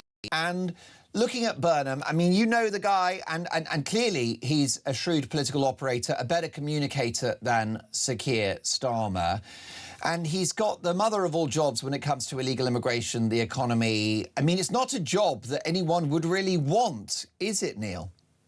Not really. And I think you find, I think everybody, of course, probably in politics aspires, or many do, if you're in the House of Commons, to become Prime Minister. I'm not absolutely convinced when you get it, can you do so much with it as you think you're going to. Naturally, Andy has great aspirations to go for it, and good luck to him. But, like I said, it will be very, very difficult, because the trouble is, you see, it's all right if you come in a general election, you've won the general election, you've got, 400 Labour MPs there like Starmer did. If you can keep control of them and keep them in line, and you can deliver your government policy, it's fine. But you see, they have been out of control, basically, now for about a year, 18 months, really, ever since, we started off with the winter fuel payment being docked from pensioners, and that destabilised. I think the fate of the Labour Party was sealed when the Chancellor did that, because you see, all summer the new Labour MPs were bombarded with emails from angry pensioners saying, why should you take our £300 heating allowance away from us? And of course, then, having got to Parliament feeling that you're on a high and you're going to change the world, that really did destabilise the party, and I don't think it ever really recovered from that. And then you had the following spring, you were going to cut benefits in order to deliver more defence spending, and they said, well, basically, like hell you're going to, because we're going to spend all summer having all benefit claimants actually attacking us by email, and this is the problem, you see. Okay. Labour Party is ungovernable, and it'll be interesting to see if Andy stays on a crest of a wave and is winning. They all back him as soon as he falls through the wave. And as you said, I think the honeymoon will be short. It may be slightly longer than what you're saying, Mark. Yeah. But not going to be long. Then he's going to have real problems. Neil, just a couple of seconds, if you can. The timeline of things. If Starmer falls on his sword, what is a realistic timescale for Burnham to enter Downing Street? When do we get our new Prime Minister if Starmer quits? If you remember, when we go back to Theresa May, she became leader, after Cameron resigned. There was a coronation there, and she came into Prime Minister, within a few weeks. It's not ideal from, a democratic point of view, but from a government point of view, and don't forget, they are in government and they need to govern the country, then that's what I would suggest. You see, this idea that, well, Starmer will remain in place till September, and then Burnham can come up with some policies and he can take over in September, all sounds very wonderful. But what's going to happen between now and September? Absolute chaos. And of course, the ship has been rudderless. Okay. Now, and the ship, we've taken away the rudder altogether now. And so, my advice to the Labour Party, and I'm sure they're not taking my advice for a moment, Mark, would be to get on with it. If to be done, tis best is done quickly. And in politics, that's right. In government terms, your civil servants will say, oh, well, that's not the way to handle things. But of course, in reality, in real politic time, that's the way to do it. There you go, Neil. Brilliant to have you on the show. We'll let you get back to your very busy farm. Always a brilliant conversation. Neil Parish, former Tory MP and productive farmer as well.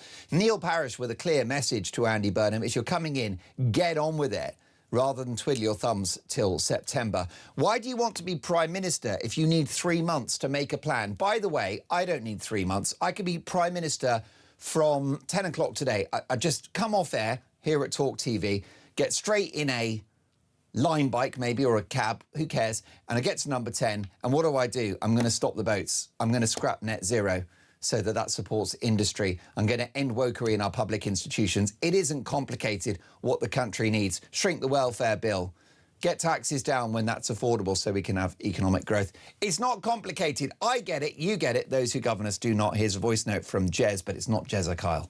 Morning, Mark. Jez from Deal in Kent here. Question for you. Don't know if you can answer it, but the one thing I can possibly see good coming out of a Starmer to Burnham transition is that Burnham might come in and he might sack the Attorney General. I mean, what's the possibility of that? I mean, that would be a great thing. I'm yearning for it. Let's hope that if Burnham gets in, he sacks the Attorney General. Lord Hermer, gone. That would be a bonus for the nation. He should put it on his manifesto. Yeah, it's not bad, is it? Suddenly makes this government quite attractive. Thank you, Jez. Will Andy Burnham be a better Prime Minister? 7:54, Talk Breakfast.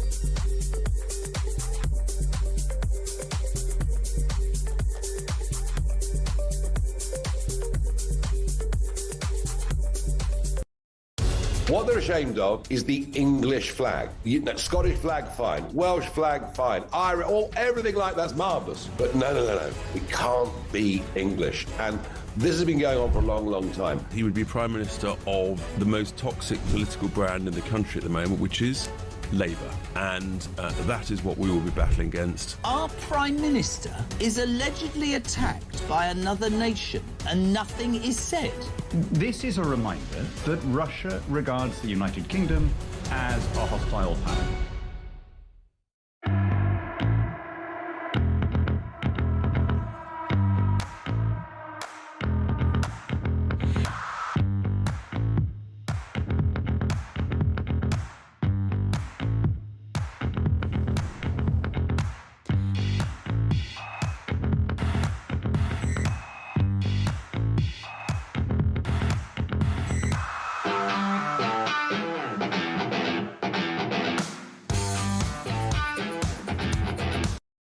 Across the UK, on DAB+, on YouTube, on your mobile, and on your side. This is Talk.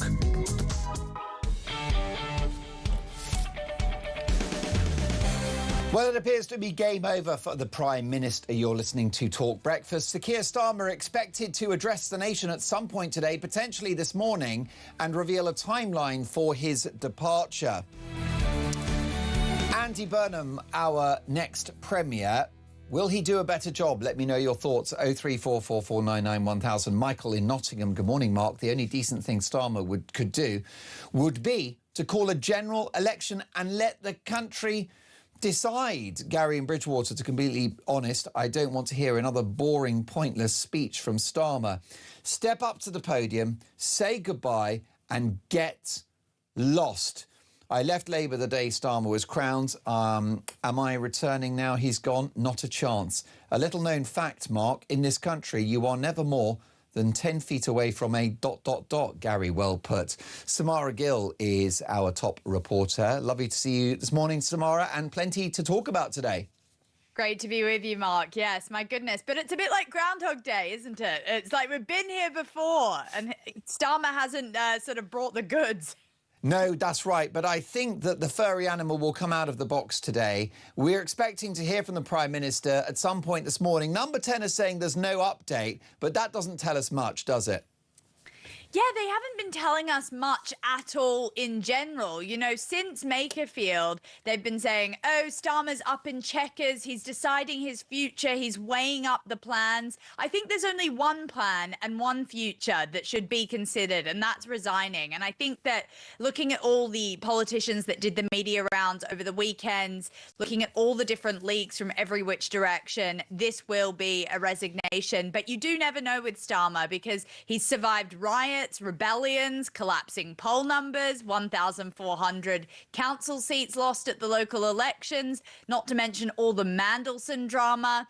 And yet what may finally finish him is a man from Manchester called Andy Burnham. So who knows? This is the ludicrousy of British politics. But in some way, I think it really is time for a change in leadership. I think he's completely run his course. I completely agree. Normally, you've seen prime ministers remain in post because of the absence of an obvious candidate around which the party can unite. Well, now we've got one with lovely eyebrows, jet black hair and a good line in suits. Yeah, I mean, being just up in Makerfield, there is a lot of love for Andy Burnham. It shouldn't be discounted. I think it's not all bad news for the listeners this morning. There are a lot of people, and I've got my issues with Andy, but there are a lot of people up in Wigan and in Greater Manchester that are really happy with what he's done for them. People who, you know, I spoke to a bus driver who was previously really, he was on benefits and he was near homeless, and he actually got onto the B network, which Andy Burnham did start, and he now earns a very decent living.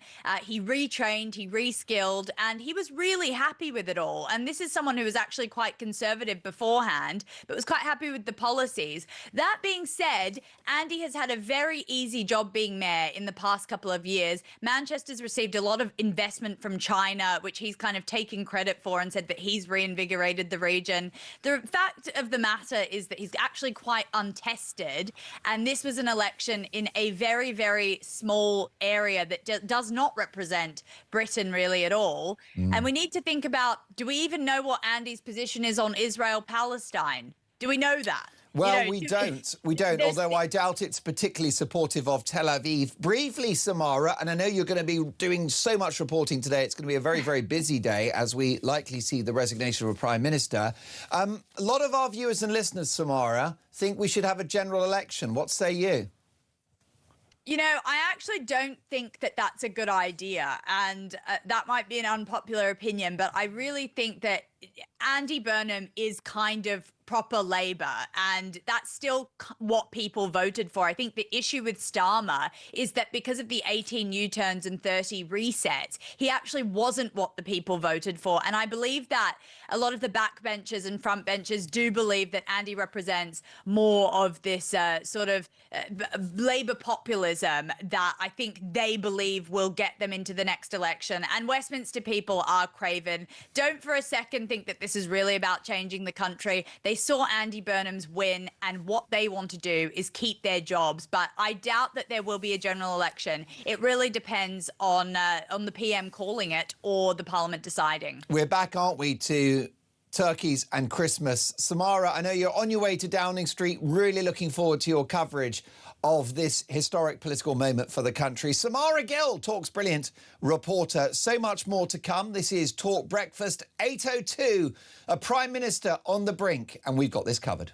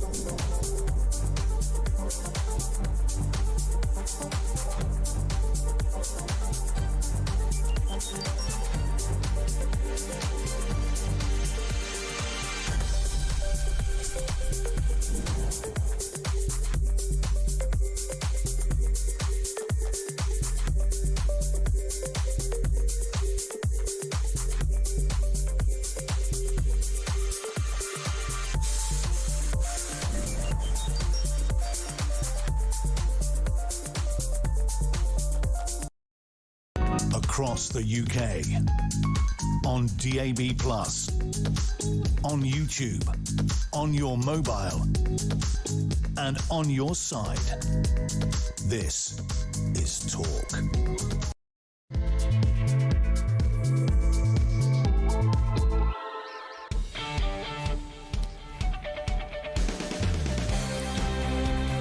(8:05), Mark Dolan in for the brilliant Jeremy Kyle on a very significant day politically. Breaking this morning, we have reached the end game with the Prime Minister expected to address the nation today. I believe that we've got a live shot of Downing Street. Let's go there right now.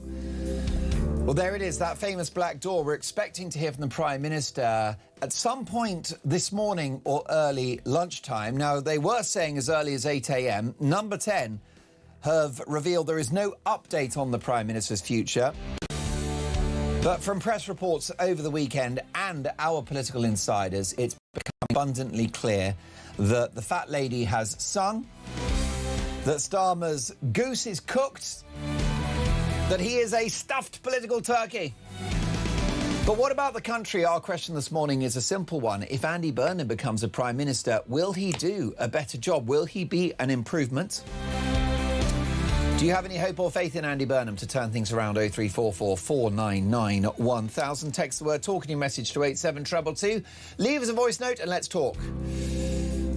So, a day of political drama. Don't go anywhere else. We've got you covered. We're going to get reaction from across the political spectrum and from the biggest names in journalism, including a very good friend of the show, Brendan O'Neill, chief political writer at Spiked Online and host of the hit political talk show, The Brendan O'Neill Show. Good morning, Brendan. Hi, Mark. How's it going? I'm very well. Good to see you. We don't know what kind of Prime Minister Andy Burnham is going to be because Andy Burnham doesn't know.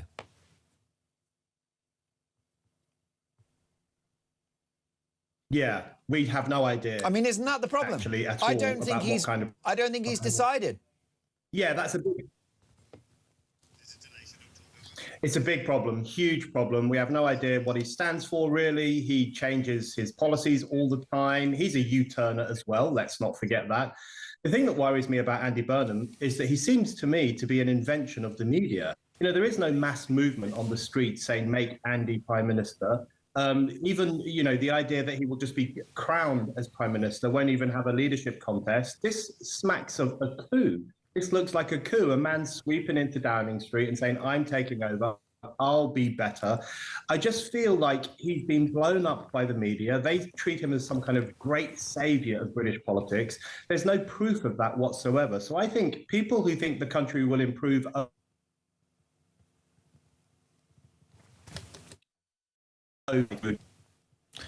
Now, apologies, folks, because the line to Brendan O'Neill is somewhat problematic, but I've got to say what Brendan said there is absolutely on the money, that the media have been talking up this guy, Andy Burnham, and I think he's a mirage. I think it's an illusion. What does Andy Burnham think? Well, it depends who he last spoke to. He's a people pleaser, and I would argue something of a charlatan. I don't think he's a particularly honest personality. My proof of that would be the fact that he was all in with the New Labour project. Suddenly he loves Gordon Brown and he's more on the left of the party.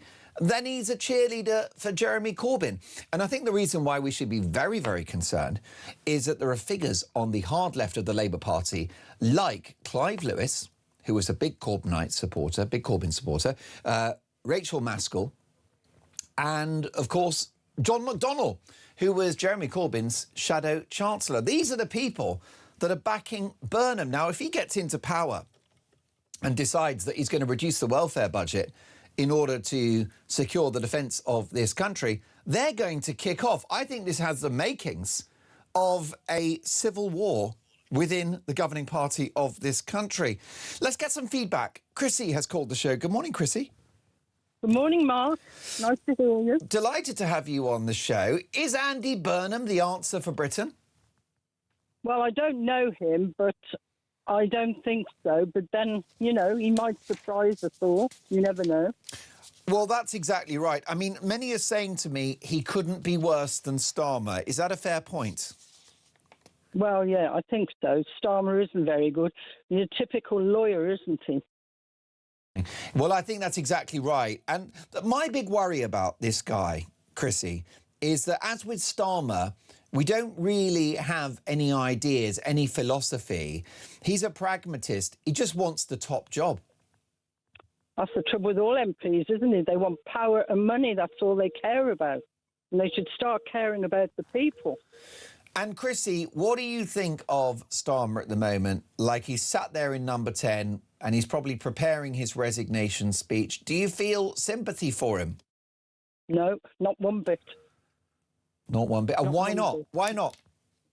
Well, because he hasn't done anything to help the country. He crucifies the people who stand up for their rights and, you know, the people who put up their flag. Why shouldn't they put up their flag? In America, every household flies their flag.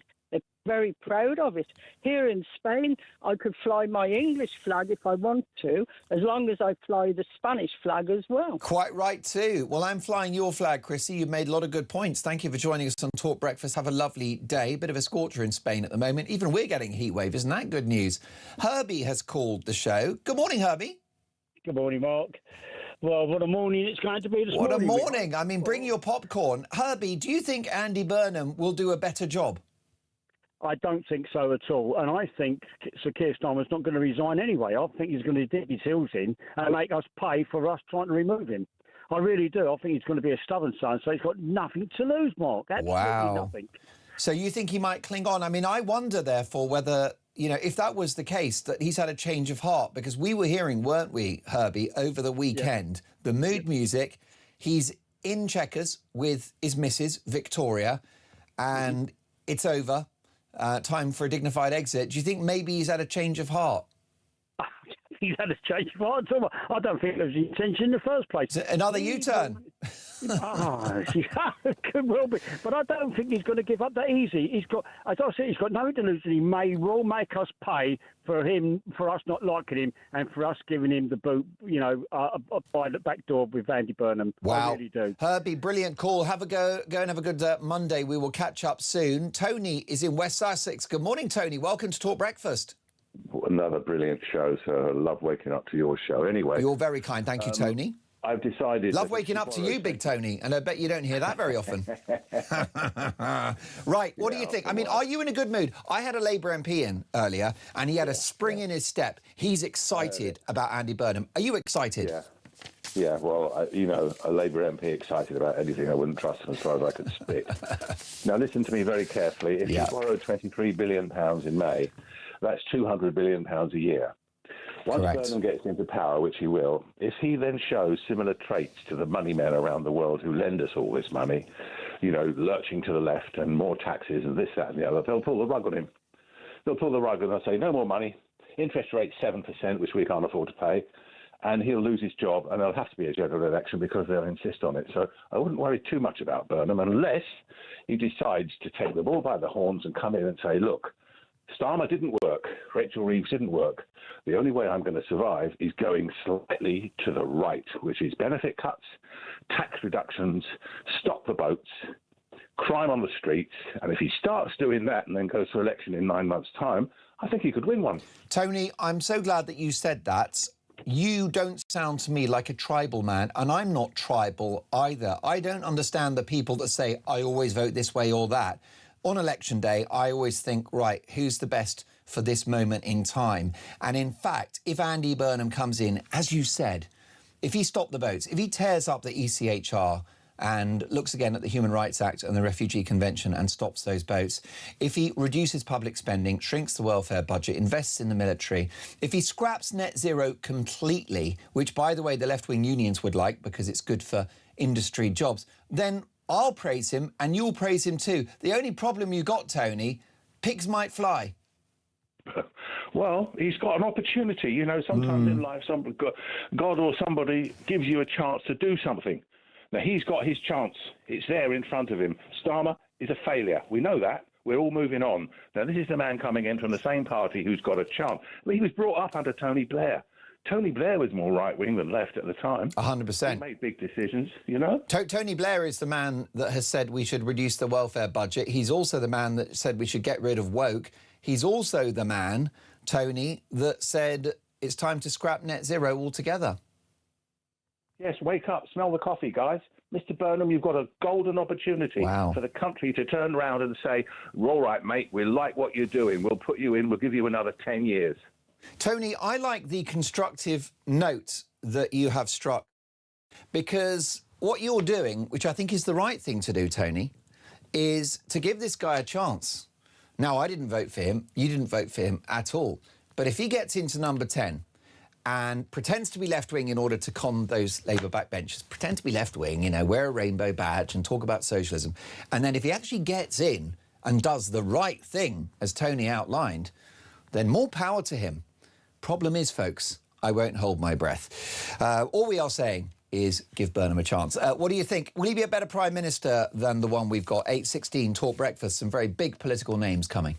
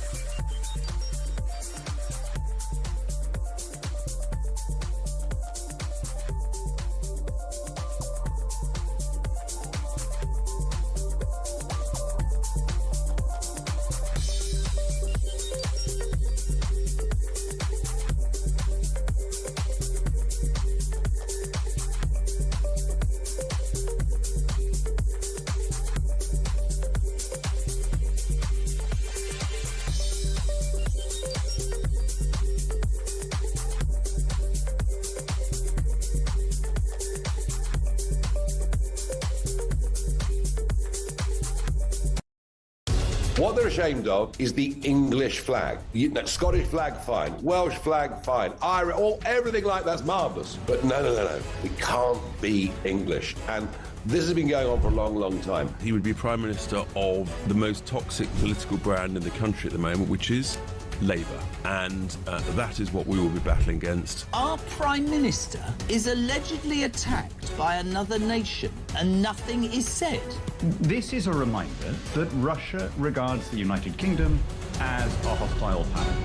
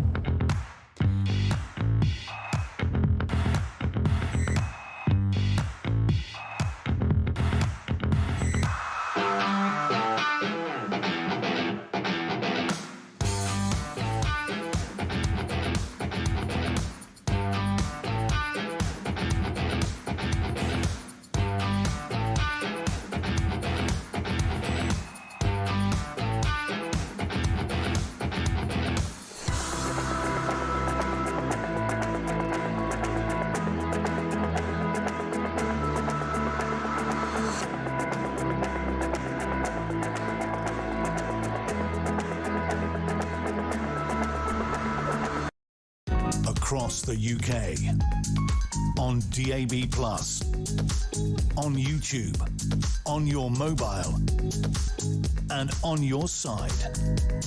This is Talk.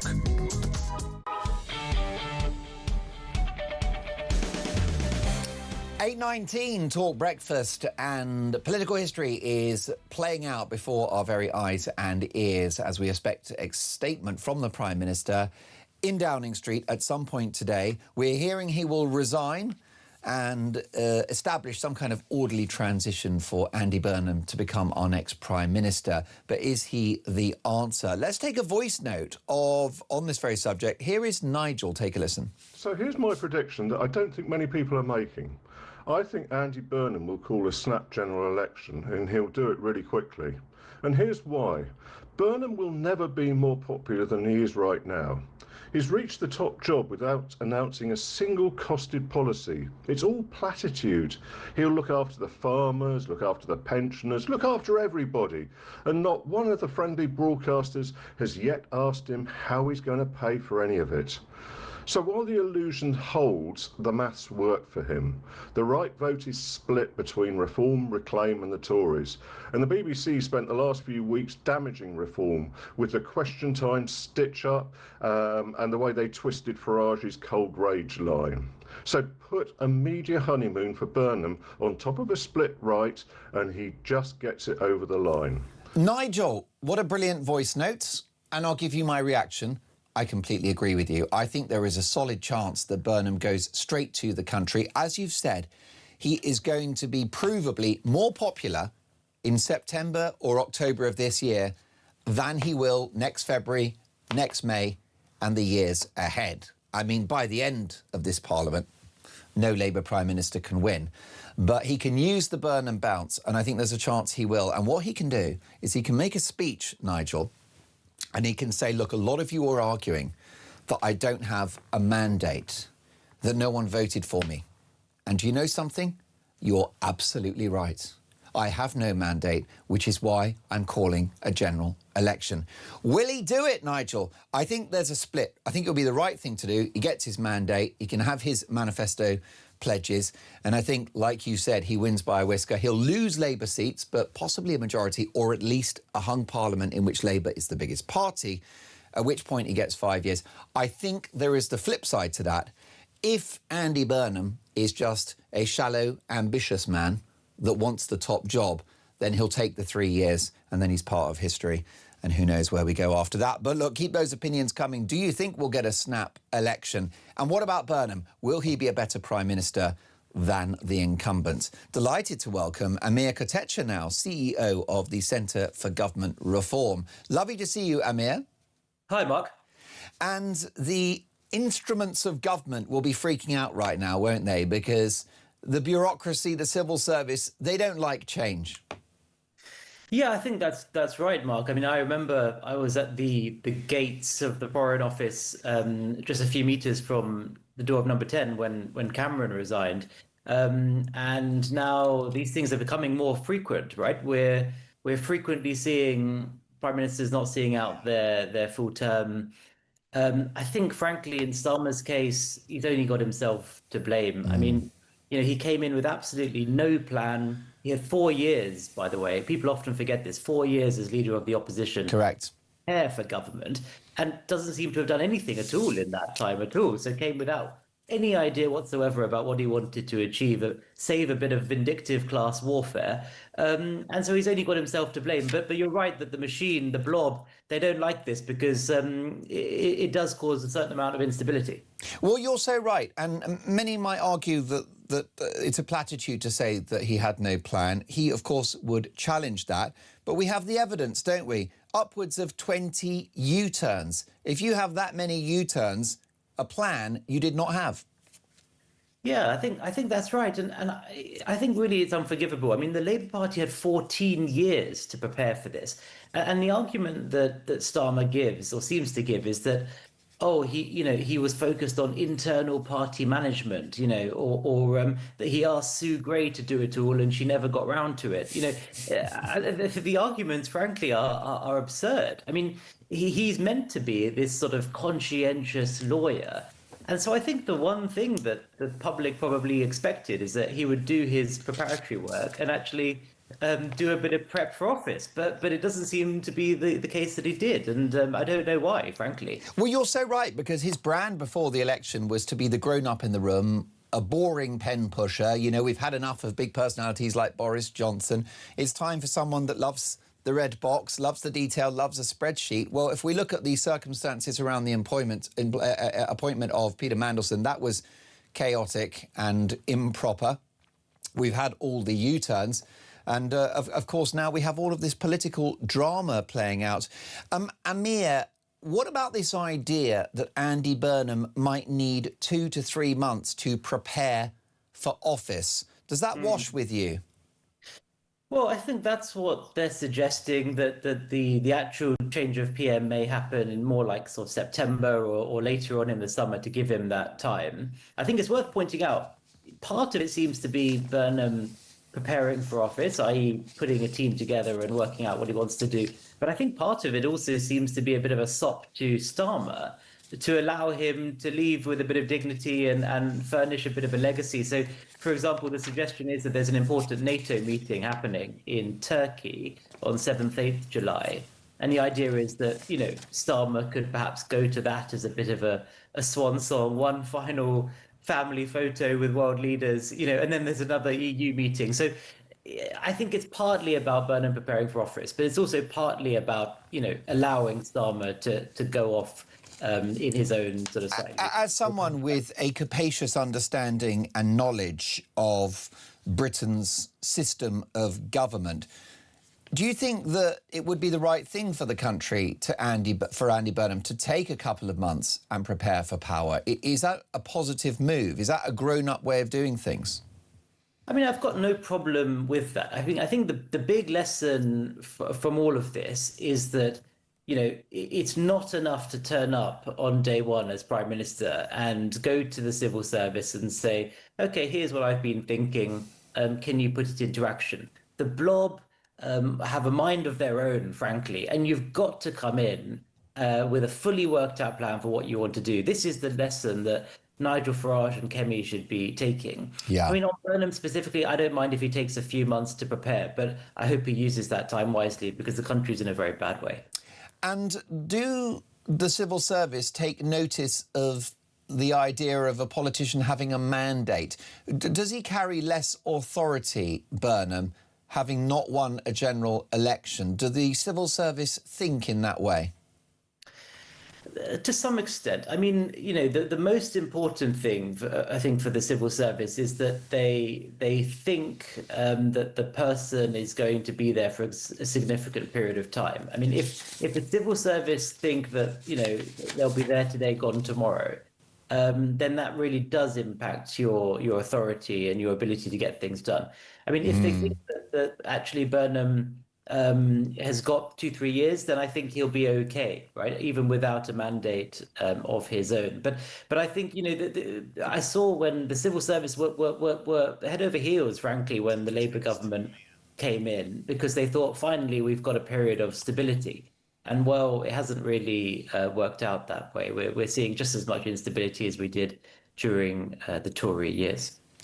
Let me put this excellent text to you that's come into the show, Amir, and it's from Dave in South Gloucestershire. Good morning, Dave. Mark, give Burnham a chance. Well, we gave Blair a chance and he gave us most of the ills we're now suffering through his legacy, and even he recognises the problems that he's the architect of. We gave Boris a chance. The only person who was never given a chance was Liz Truss. We've given chances to so many establishment politicians and parties that we now need to show these charlatans, your correct description, that their time of empty promises, excuses and selling us down the river for their personal ambitions and gain is now over. Dave raises a good point, doesn't he, that you've got these figures that don't seem to have much of an ideology, like Keir Starmer, who seem to fare better within government than, let's say, people with big ideas like Liz Truss or potentially Nigel Farage. Yes, I think that's right. I mean, and this is the whole criticism of, you know, the established orthodoxy or the uniparty sort of consensus, right? If you come in, you know, sort of not sort of with few ideas of your own, and essentially let the civil service carry on running things as before, you're sort of okay. And if, you know, if you come in with plans to really shake things up, like Truss did, the machine can quickly chew you up and spit you out, right? And I think this is a real problem. It just sort of speaks to my point before, Mark, about preparing for office. So for example, you know, if you pre-draft some legislation before coming in and you present that to the civil service and say, that is what I've got a mandate for from the public, that is what you need to deliver, for example, on, you know, immigration or whatever, then it enables you to wield a power over the civil service that I think others like Truss lacked. So, but you're right, absolutely. I mean, there is a problem here where, politicians with big ideas, which is what we should have, tend to struggle to implement them.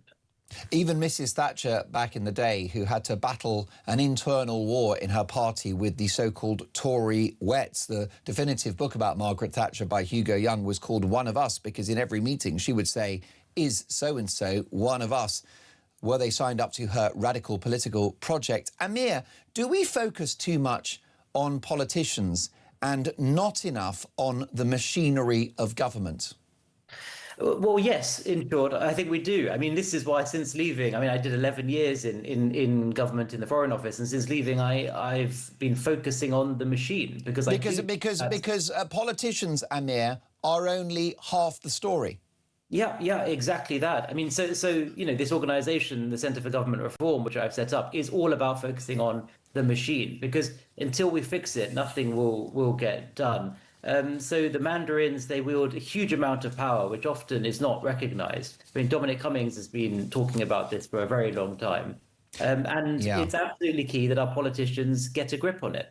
What would that reform look like? Would you go down the route of senior civil servants who are political appointments so that things can get done? Would you go down that route? I would, yes, and I think there's nothing wrong with that at all. I mean, we do need very, very talented FTSE 100 CEOs or tech entrepreneurs, or even perhaps retired generals. I think we need these sorts of people to come into the government and to be senior civil servants, to be permanent secretaries. That's not to say we need to get rid of every single senior civil servant in the land, right? There's plenty with institutional memory and certain expertise. But I do think we need an influx of talent, yes, from the outside. And so I think the crucial thing now is to find those people, right? I think Reform have now said they will bring in outsiders to be permanent secretaries in significant numbers. I think the Tories have been a bit less explicit about it, but fundamentally believe the same thing. But the crucial thing is finding these people, right? It's finding these people that recognise the country is in a bad way, and making the argument to them that they've succeeded in running a business in the private sector. We now need to bring those talent into government. So that's what my organisation is trying to do. And an interesting post from the former Chief of Staff to Boris Johnson, Dominic Cummings, of course, one of the brains behind Brexit and Vote Leave, Amir. You've shared this on your X feed, and I'll just quickly read it for our audience because it's fascinating. This is about, what real change looks like within the machinery of government. Dominic Cummings has said, what the establishment, what the bureaucracy are terrified of is Nigel Farage doing some kind of Doge type thing and saying, right, I'm going to bring in 20 hotshots, fire all the permanent secretaries, put them in charge of this, use the actual powers of the Prime Minister, close departments, fire people, and then pass a whole series of primary legislation, repeal the Human Rights Act, repeal the Equalities Act, reform how judicial review works, bin the Climate Change Act. He said you go through 15 things, you whack them all in year one with primary legislation. He goes on to say, if you have an actual serious list of those things, the right way to do it will be that you draft all this legislation in opposition, you make the case in the election, in the manifesto, you win on Thursday, and on Monday morning, it goes into law. Yeah, and I think frankly... that's what change looks like and sounds like to me, Amir. Yeah, no, I think Dom Cummings is absolutely right, which is why I shared that. I mean, for example, Mark, we know that the Equalities Act is not fit for purpose. Nigel Farage has said that. Kemi, too, has said that large parts of it, like the public sector equality duty, need to go. But the thing is, someone needs to draft what's going to replace it, right? So that's, again, the sort of thing that my organisation is trying to do. Let's actually pre-draft some of this legislation, so that a Farage government or a Kemi government, whoever it is, can come in on day one and hand that to the Cabinet Secretary and say, get it done.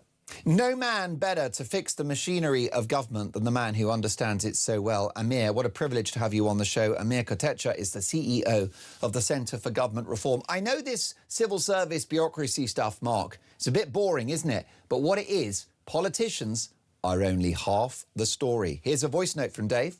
Hey, Mark. Dave from Hertfordshire here. Just thinking about that Angela Rayner tweet. basically it's the same thing, isn't it? Now Labour are swapping over, and now we should be calling for a general election because, you know, they are the morally superior party, and now they're hiding behind the same thing the Tories did. Didn't work for them. It's not going to work for Labour. And as for Andy being a better Prime Minister, he could basically go to Reform's website, copy and paste the whole thing, paste it, implement it, and I still won't vote for them. Because as far as I'm concerned, morality is something that you should have. And to be perfectly honest, I don't have any faith in the two main parties. Have a good show.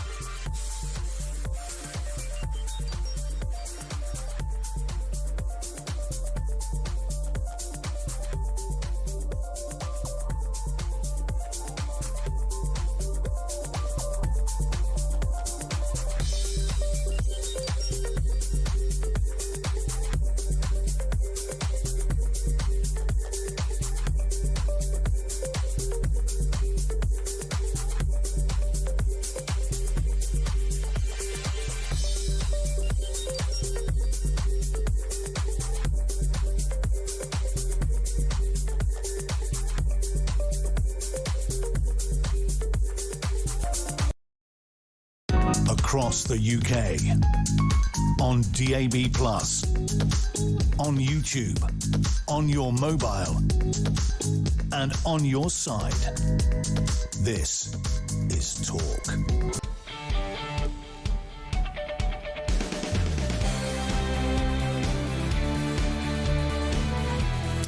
You are listening to Talk Breakfast. Mark Dolan in for the brilliant Jeremy Kyle. And breaking this morning, we have reached the political endgame with the Prime Minister expected to address the nation today and outline a timeline for his departure. Let's get reaction to this developing story and a Prime Minister on the brink with one of the most experienced political journalists in the country, the former political editor of the Sun newspaper, Trevor Cavan. Good morning, Trevor. Good morning, Mark. Trevor, do you anticipate a coronation for Andy Burnham? Well, certainly Starmer's going. I mean, I've been there often enough to know the smell of death. He's going to go and he will announce something today. So that's a starting point. The coronation of Andy Burnham will be a mistake, but I think that it's going to be more or less inevitable. I very much doubt whether Wes Streeting is going to launch a challenge. I think he wants a job in the new cabinet under Andy Burnham. I think that they need a contest simply to clear the air and give us an idea of what they stand for. Because one of the things that Andy Burnham has failed to do throughout the Macclesfield campaign and before and since is to tell us what change actually means. And I think that we would be backing, or the Labour Party would be backing, another pig in a poke. We simply do not know any more than we knew about Starmer, what they stand for.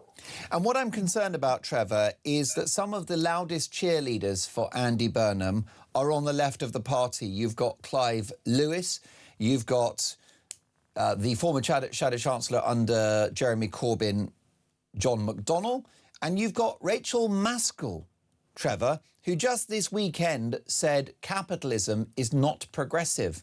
Be afraid, be very afraid. These are the Andy Burnham fans. Yes, and I think that they will hold him hostage, just as they did Keir Starmer and Rachel Reeves. In the end, the very vague attempts by those two to try and change things, to cut taxes or not to raise them at any rate, were swept aside by the party itself. And since we don't know what Andy Burnham actually wants to do or stands for, I don't think there's any sort of point of reference from which he can say, well, you picked me because I stood for this. He is going to be just blown by the wind as he has been throughout. Every single promise, every firm statement on policy that he's made, which has been embarrassing or likely to lose votes, he's reversed on. So I think this is going to be the hallmark of his prime ministership. Well, we even saw U-turns during that short Makerfield campaign, didn't we? He was going to look after the waspy women, then he wasn't. He also didn't know what a woman was, then he did. and he wanted to rejoin the EU. Now he doesn't. Back in the day, he was a Blairite, then a Brownite, then a Corbynite. We don't know what kind of Prime Minister we're going to get in Andy Burnham, Trevor, because Andy Burnham doesn't know. No, I think one of the things we do know, or can certainly guarantee, is that it will involve spending more of taxpayers' money. The Labour Party is like a shark, but if it doesn't keep moving, it drowns. Well, if the Labour Party doesn't keep spending, they lose votes. And that's what they're built for, to spend taxpayers' money, money they haven't got. And we're already deeply in debt. The markets are worrying. The pound is falling simply because of the prospect of Andy Burnham becoming Prime Minister. Most definitely. So Starmer will, as you've said, most likely announce his resignation today. You are familiar with Prime Ministers on the brink, on their way out. There's no way back for him. And there's no chance he'll throw his hat in the ring for a contest, would you say, Trevor? Well, I can't rule that out. But, I mean, look, I think everyone wants this to be over and done with as little bloodshed as possible. There's been enough bloodshed already in number 10. But on the other hand, I think the electorate is going to be very disappointed within days of an Andy Burnham premiership, even if he doesn't take the reins of power immediately. The idea of Keir Starmer, for instance, carrying on as a caretaker prime minister until September just doesn't bear scrutiny. And you can't have basically a power vacuum at the top of government. Decisions have to be made on a daily basis. Keir Starmer is no longer in a position to make those decisions, and nor is Andy Burnham. What we really need is a general election, and I think that's going to be a growing groundswell of opinion among the public that we are not prepared to take this anymore. Well, I know that the vast majority of my viewers and listeners, based upon the calls, the texts and the voice notes, Trevor, do want a general election. It's also the view of Angela Rayner, who in 2022 celebrated the arrival of Rishi Sunak in number 10 with a request for a general election. Of course, it's not going to happen, is it? Unless, of course, Trevor, Andy Burnham makes a calculation that his best move would be to capitalise on a Burnham bounce, go to the country and bag himself both a mandate and 5 years. Is there any chance that Burnham might do that? Well, I think he will be considering this. I mean, the Burnham bounce, as far as I can see, hasn't yet arrived, even though Starmer is almost on the verge of walking out of the door. But say, for instance, he comes in as Prime Minister, announces a few policies which are going to go down well with the Labour left, which raise the Labour Party's ratings in the polls. I think he will be severely tempted, because this may well be the first and only chance that he's going to have as Prime Minister of at least holding on to some seats, because otherwise the Labour Party is going to be decimated in the next general election. But that in itself is also a restriction on Andy Burnham, because the Labour Party doesn't want to, the Labour MPs don't want to lose their jobs, and they will in their scores in a general election, no matter who wins it. Most definitely. Trevor, you have written about Brexit in The Sun today. Of course, we are approaching the 10-year anniversary of this iconic plebiscite, the biggest democratic vote in the history of this country. What's your appraisal of Brexit 10 years on, Trevor? Well, I think that the consensus is that the opportunities we got and still have and can still use have been wasted so far. But I think that the idea that it was a complete failure is rubbish. I think that it was the most important decision that we've taken in the last, since the war, in terms of recapturing our freedom as a sovereign nation state to make our own decisions on our economy, on everything else, including defence. And the simple fact that we haven't made the best of it, especially under this government, doesn't mean it was the wrong decision. It was the right decision, and we've left what is a wallowing sort of pseudo-empire, a socialist continent, which is run by bureaucrats and people who are actually failed ex-politicians. Why should we be taking rules and regulations from them when we can make our own mistakes? Trevor, it's always a great privilege to have you on the show, and it's a fascinating piece in the Sun newspaper on the subject of Brexit. My thanks to Trevor Kavanagh, the former political editor of the Sun newspaper. Well, on the subject of Brexit, I sat down with Nigel Farage for half a day last week in anticipation of this Brexit anniversary, and that interview drops on the Daily Expresso website on YouTube tomorrow, and I think you'll find it a fascinating watch. Speaking of fascinating, I'm delighted now to head over to, I think, Westminster and the Shadow Chancellor of the Duchy of Lancaster, Alex Burghardt, MP. Mr. Burghardt, thank you so much for joining us. Good morning. What a hot mess we're seeing at the heart of government today. Yeah, everything's hot today, isn't it? You know, the heat wave and the torching of Keir Starmer, and it looks like in a few hours he's going to be toast. I think not a moment too soon. And I've been saying for months that his authority was gone, that whatever plan or imitation of a plan he had when he entered Downing Street less than 2 years ago has gone up in smoke, clearly hadn't worked at all, and he's lost the authority within his party, which means that he can't continue. And so if it's going to be done, it's best that it's done quickly. Most notably, the issue we have now is whether he resigns, and we are expecting, as you've said also from your response there, Alex, that he will likely fall on his sword. If Andy Burnham becomes Prime Minister, Mr. Burghardt, do you think we need a general election? Look, I'd love it if we had a chance to get rid of this Labour government, but I don't think we will. I think they're going to try and cling on to power. And I think if they called an election, actually, it would blow up in their faces quite quickly, because I think the public would rightly say, hang on, you've got the largest majority imaginable. Why on earth are you asking us for a vote again? I also think Andy Burnham doesn't know what he wants to do, so he wouldn't be able to put together a manifesto that was worth the paper it was written on. So it's just, I think we're stuck with these people, and they don't understand that the country is spending far too much money, it's borrowing far too much money, and that we have to get that under control. And the way you get that under control is, as Kemi Badenoch said, you've got to get down welfare spending so that you can sort out the national debt, so that you can reduce people's taxes, so that you can get growth. And you've got to deregulate so businesses can create jobs, and you've got to take more oil and gas out of the North Sea so that we can get lower energy and electricity prices for everyone. That's good for business, good for families, and good for public services. But the Labour Party just don't get this. They don't get it at all. Most definitely. And it doesn't matter who they put on top, we're going to get more of the same. Well, I think we are, and the Conservatives have been through a bit of a hair shirt period of time in which they've acknowledged their mistakes in office, arguably signing up to the worst excesses of net zero, the Boris wave, the boats, and one or two other sort of policy areas that have impacted the country. But things have got noticeably worse since the Tories exited power. Absolutely. That's right.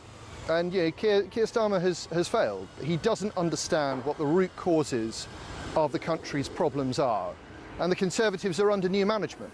That Kemi Badenoch is that straight-talking, honest, deep-thinking politician that the country needs, and I wish we had her coming into power today instead of Andy Burnham or whichever Labour yes man is going to have a go. Most definitely. There's a colourful character behind you, Mr. Burghardt, who's making faces and he's indulging in some satire. But I'm a little confused, Alex, because I don't understand why he's not mocking the sitting Prime Minister of this country rather than a figure from Her Majesty's opposition. Yeah, you need to ask him that, but I think we know the answer. There are some people who just have a good time getting attention for themselves in Victoria Gardens. Well, most definitely. Well, look, we're so grateful that you've joined us, because we know that you're very busy and on a tight schedule, Mr. Burghardt.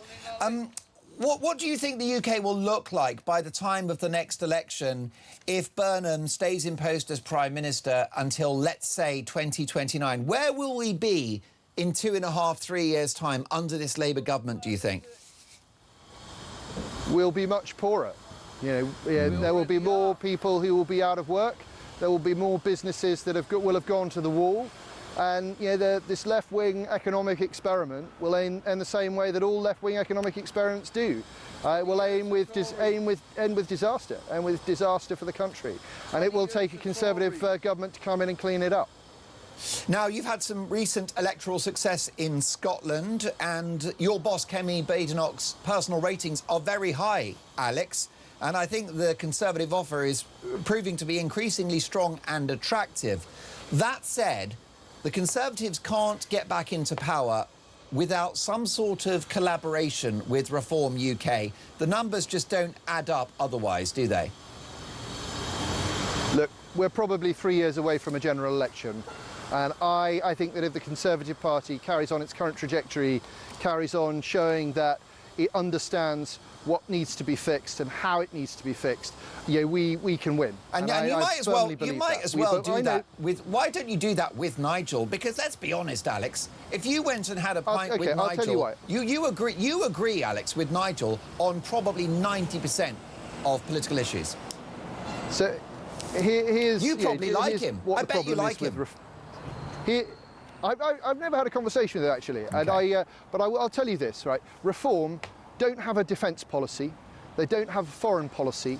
Their economic policy is all over the place. They keep changing their position on welfare spending, which you and I know is the key to getting the economy back on track. Yeah. And Nigel has this £5 million dodgy donation hanging around his neck. And he hasn't been prepared to answer questions honestly about that. And I'm afraid that the country just needs and deserves some clean, straight thinking, some deep thinking, and you get that with Kemi Badenoch. Well, I think that makes a lot of sense, and I understand why you're saying that, Alex. Are you concerned, though? You are a proud, true Conservative, and you're a patriot as well, and you've been very ideologically consistent. But are you worried about a divided right, given the state of the country? Of course, it's not ideal, but the left is more divided, right? The left, the Greens are incredibly powerful. I was down in Hove in Sussex the other day, where the Greens are kicking 10 bells out of the Labour Party. There are deep divisions within the Labour Party itself. This idea that everybody in the Parliamentary Party loves Andy Burnham is not true, right? There are a lot of people who really don't like him and wish that he wasn't coming back. So the left is itself very, very divided. What matters most to me is that the Conservative Party have a very clear prospectus for what they want to do in power. They want to sort out the country's economy so that we can get more people better jobs, so that we can invest in defence and keep our country safe. We can give our country a sense of purpose and direction again that it's just lost altogether under this government. I know that Kemi and the Conservatives can do that. I haven't seen that clear thinking from anyone else. I've got absolutely no doubt that my viewers and listeners are enjoying this conversation, Alex, and many people admire Kemi. They like her. She's a natural politician, very comfortable in her own skin. Do you worry about the brand of the Tories, though? You've got the right leader, you've got some big talent in the party, you've got some great policy ideas, all of which are costed, but the brand is still tainted, isn't it? Yeah, look, we had a big defeat less than 2 years ago, and it takes time to move on from that. But we have, under Kemi, we've started to do that, and we will fight very hard to make sure that we continue that process. But yeah, it starts with clear ideas that take difficult decisions so that you can have a plan to fix the country. Yeah, we've got a team that's doing that, and it's an honour to be a part of it. But this country needs that sort of deep thinking, because otherwise, I dread to think where we will be in 3, 5 or 10 years' time. Alex, it's always a real pleasure to have you on the show. Thank you so much for making the time to join us from Westminster in central London. Alex Burghardt MP, Shadow Chancellor of the Duchy of Lancaster. I think the Tories are making increasingly good noises, and people like Kemi. The problem is the brand. And I've had so many people call the show, leave voice notes, leave texts, and they'll never trust the Tories again. Well, I sat down for half a day with Nigel Farage last week, and this drops on the YouTube channel of the Daily Express tomorrow, the Daily Expresso special 45-minute chat with Farage. And I said, why don't you do a deal with the Tories? And he said, Mark, I can look you in the eye and we can shake hands on a deal. I can't trust the Tories to do the same. Let's take a voice note. Here is Ryan on the subject of Andy Burnham. Hi Mark, Ryan from Kent here. Just obviously talking to Trevor Kavanagh about if there be a general election, won't be a general election if Andy Burnham takes the reins. This guy has zero mandate. He wasn't even an MP at the last general election, and he's been rejected twice by the Labour Party members in favour of Ed Miliband and Jeremy Corbyn. Now, where's his mandate, even from the members, let alone the public? There has to be a general election. This can't carry on. Well, thank you for that. That's how people feel, Ryan. And the reason why is because you've got this political soap opera playing out whilst Rome burns. They're having a beauty contest, a very ugly beauty contest at the top levels of government. Musical chairs with who gets to be Prime Minister this week. And it's exactly what happened under the Tories, which is why they are such a damaged brand. And what about this for a stat, which has been unearthed by Christian Mitchell, our executive producer? The UK has had 5 Prime Ministers in the last 10 years. Now, the UK is one of the greatest countries in history. We gave the world the Industrial Revolution. We exported our values. We exported the idea of representative parliamentary democracy. We had the British Empire, which has led to the Commonwealth, a community of nations. We've punched above our weight for centuries, and yes, we've won a couple of world wars. We are one of the greatest countries in history. Arguably, there is a case to be made that the UK is the greatest country on earth. And I can make that claim with a straight face. But maybe a bit like Manchester United. It's an iconic brand which has been under very poor management in recent years. That's what we're a lot like Man U, actually, because look at Man U, right? Big turnover, but the debt is as big as the turnover. The UK, the same. We're not solvent. We're in the red. We borrowed £23 billion last month just to keep the lights on. And this is Rachel from Accounts, who was going to be very fiscally prudent. Well, as a caller said earlier, that's 200 billion across the year. And why do we have a government? And why do we pay our taxes?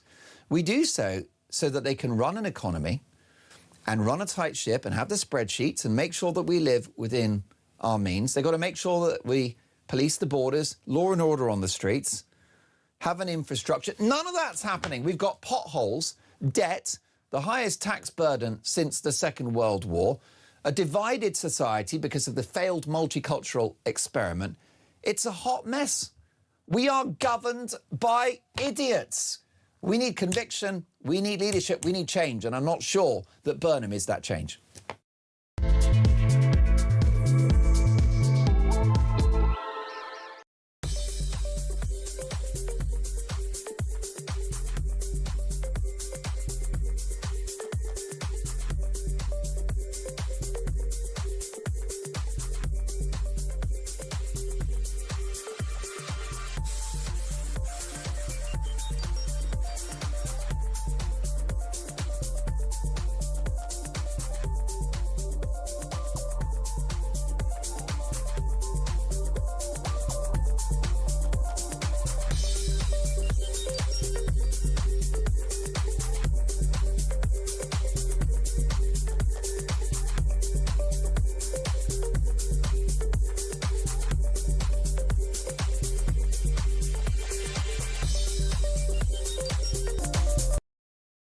What they're ashamed of is the English flag. Scottish flag, fine. Welsh flag, fine. Irish, everything like that's marvellous. But no. We can't be English. And this has been going on for a long, long time. He would be Prime Minister of the most toxic political brand in the country at the moment, which is Labour. And that is what we will be battling against. Our Prime Minister is allegedly attacked by another nation and nothing is said. This is a reminder that Russia regards the United Kingdom as a hostile power.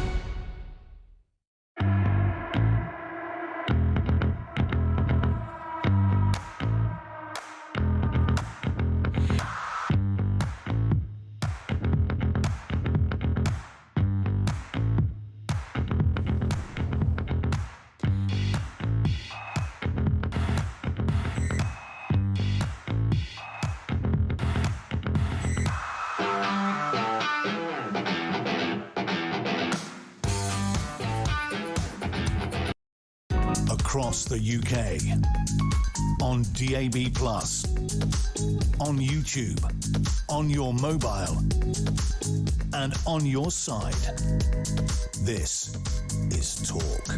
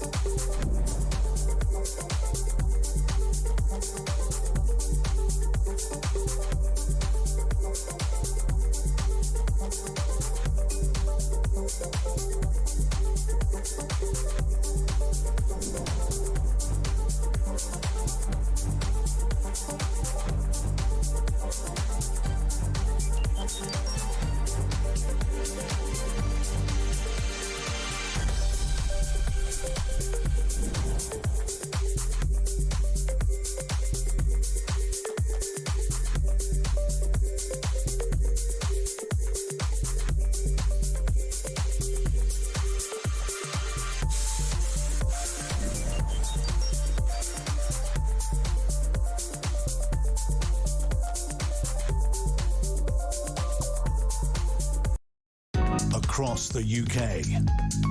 On DAB+, on YouTube, on your mobile, and on your side. This is Talk.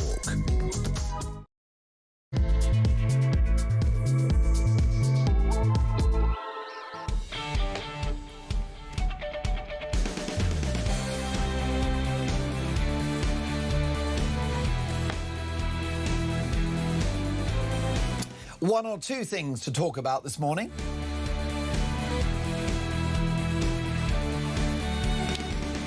Well, a very good morning, 3 minutes past 9. Mark Dolan on Talk Breakfast, in for the brilliant Jeremy Kyle, who returns tomorrow.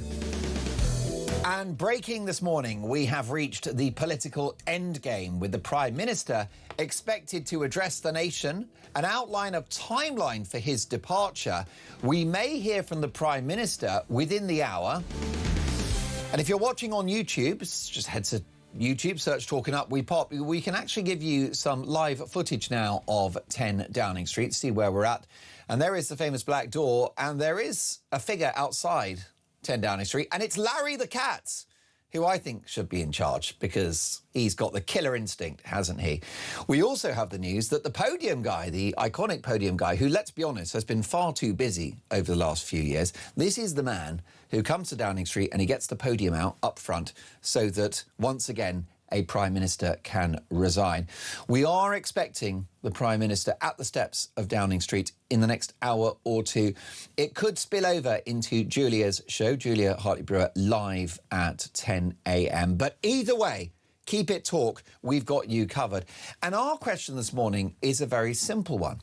Yes, we can agree that Starmer has failed as Prime Minister, otherwise he wouldn't be leaving office. But will Andy Burnham be an improvement? Will he do a better job? 0344 499 1000.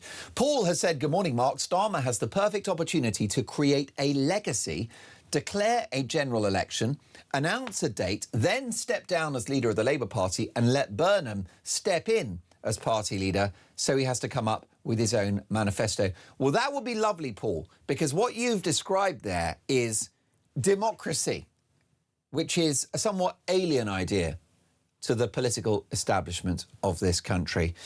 Well, let's get reaction to this developing political drama in the company of Annunziata Rees-Mogg, head of comms at Popular Conservatism. Good morning, Annunziata. Good morning, Mark. Interesting times. Most definitely. It's going to be a busy day. Have you got your popcorn at the ready? I've got my coffee and my popcorn. I mean, what an absolute mess. Yes, we were told, weren't we, Annunziata, the grown-ups back in charge. 2 years into this administration, we've seen the economy tank.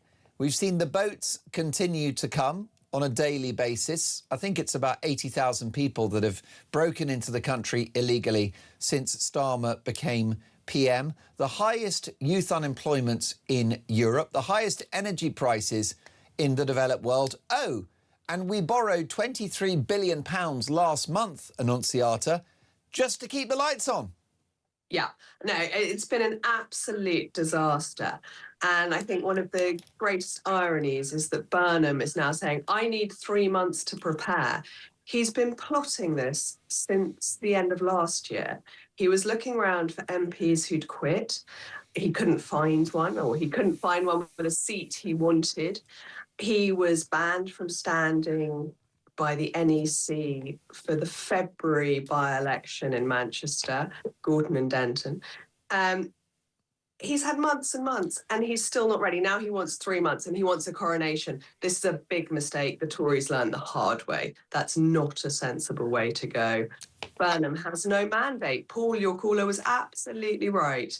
We need a general election. We need a clean slate with the British public backing whoever the next Prime Minister is. And you're so right, Annunziata, about Andy Burnham having been on manoeuvres for a long time, which is why it doesn't square that he needs 3 months to get some ideas together. Let's not forget his ill-fated trip to Labour Party conference last October, which was a complete disaster, and he had to go home with his tail between his legs. He's wanted this job for a long, long time. He really has, but he doesn't have a clue what he's doing. He is another Starmer. He might sound slightly less robotic, but when it comes to being a vacuum of values, principles or vision, he is in exactly the same mould. And we've already seen at least 4 pretty major U-turns just in the campaign to win a by-election. WASPy women, EU and the definition of a biological woman. Absolutely. I mean, those are 3 and pretty immigration big... as well. Oh, what was the immigration U-turn? Benefits for migrants. Wow. And he doesn't have a clue what he's doing. He's got this economic guru, his architect... Miata Fambulla. Well, this is a very nice lady. I've known her for years. She's a very, very nice person, but she's to the left of Jeremy Corbyn economically. And I genuinely think we've got to stop calling these people the soft left. They are not soft and cuddly. They are deeply dangerous. They're talking about scrapping the manifesto, increasing income tax, VAT. There is no mandate for this. There's got to be both a competition within Labour, but also a general election. Well, I'm very pleased because I follow you on X, and it's the most compelling read, Annunziata Rees-Mogg, or Zazi, you'll find online. And you've shared this post courtesy of the Guido Fawkes website, and the list of left-wing policies being propounded by this Burnham insider is eye-watering. A wealth tax and yet another windfall tax on oil and gas, mass nationalisation, land, transport, energy, going to cost a fortune, extending national insurance to investment income. And then what about this? Might be the kicker for me. A huge expansion, Annunziata, of the benefit system, including a minimum income guarantee paid to everyone apart from the rich. And Andy Burnham did famously say that we should not be in hock to the bond markets. But whether he likes it or not, that's where we borrow our money, and it's up to them whether they lend and how much. Well, I don't know about you, Annunziata, but I'm in hock to the Nationwide Building Society. I'm in hock to Barclaycard. I'm in hock to, I don't know who else is still going now, Ocean Finance. But you know, this is the most economically illiterate remark to make from a man that will be our next Prime Minister. It looks like there is no alternative. I think if the Labour Party had any honour, someone would stand against him, and at least 80 of the backbenchers would rally round that person, because at the very least there's got to be a competition. Much more importantly, to have any kind of platform as radical and departing from the norm as this, there's got to be a mandate from the British people via a general election. Well, Annunziata, you're in tune with our audience, the vast majority of whom feel that they want an election because they didn't choose Andy Burnham to be Prime Minister. However, is that disingenuous, given that the Conservatives parachuted in two different party leaders after the election of Boris Johnson in 2019? I think they should have had general elections. And Boris Johnson did call one just after being elected by the party. He called the general election, having replaced Theresa May. I think it was a big mistake not to do it for Liz Truss and Rishi Sunak. Would you go as far as requesting or legislating that always happens if there's a new Prime Minister, you get an election, or is that asking for trouble?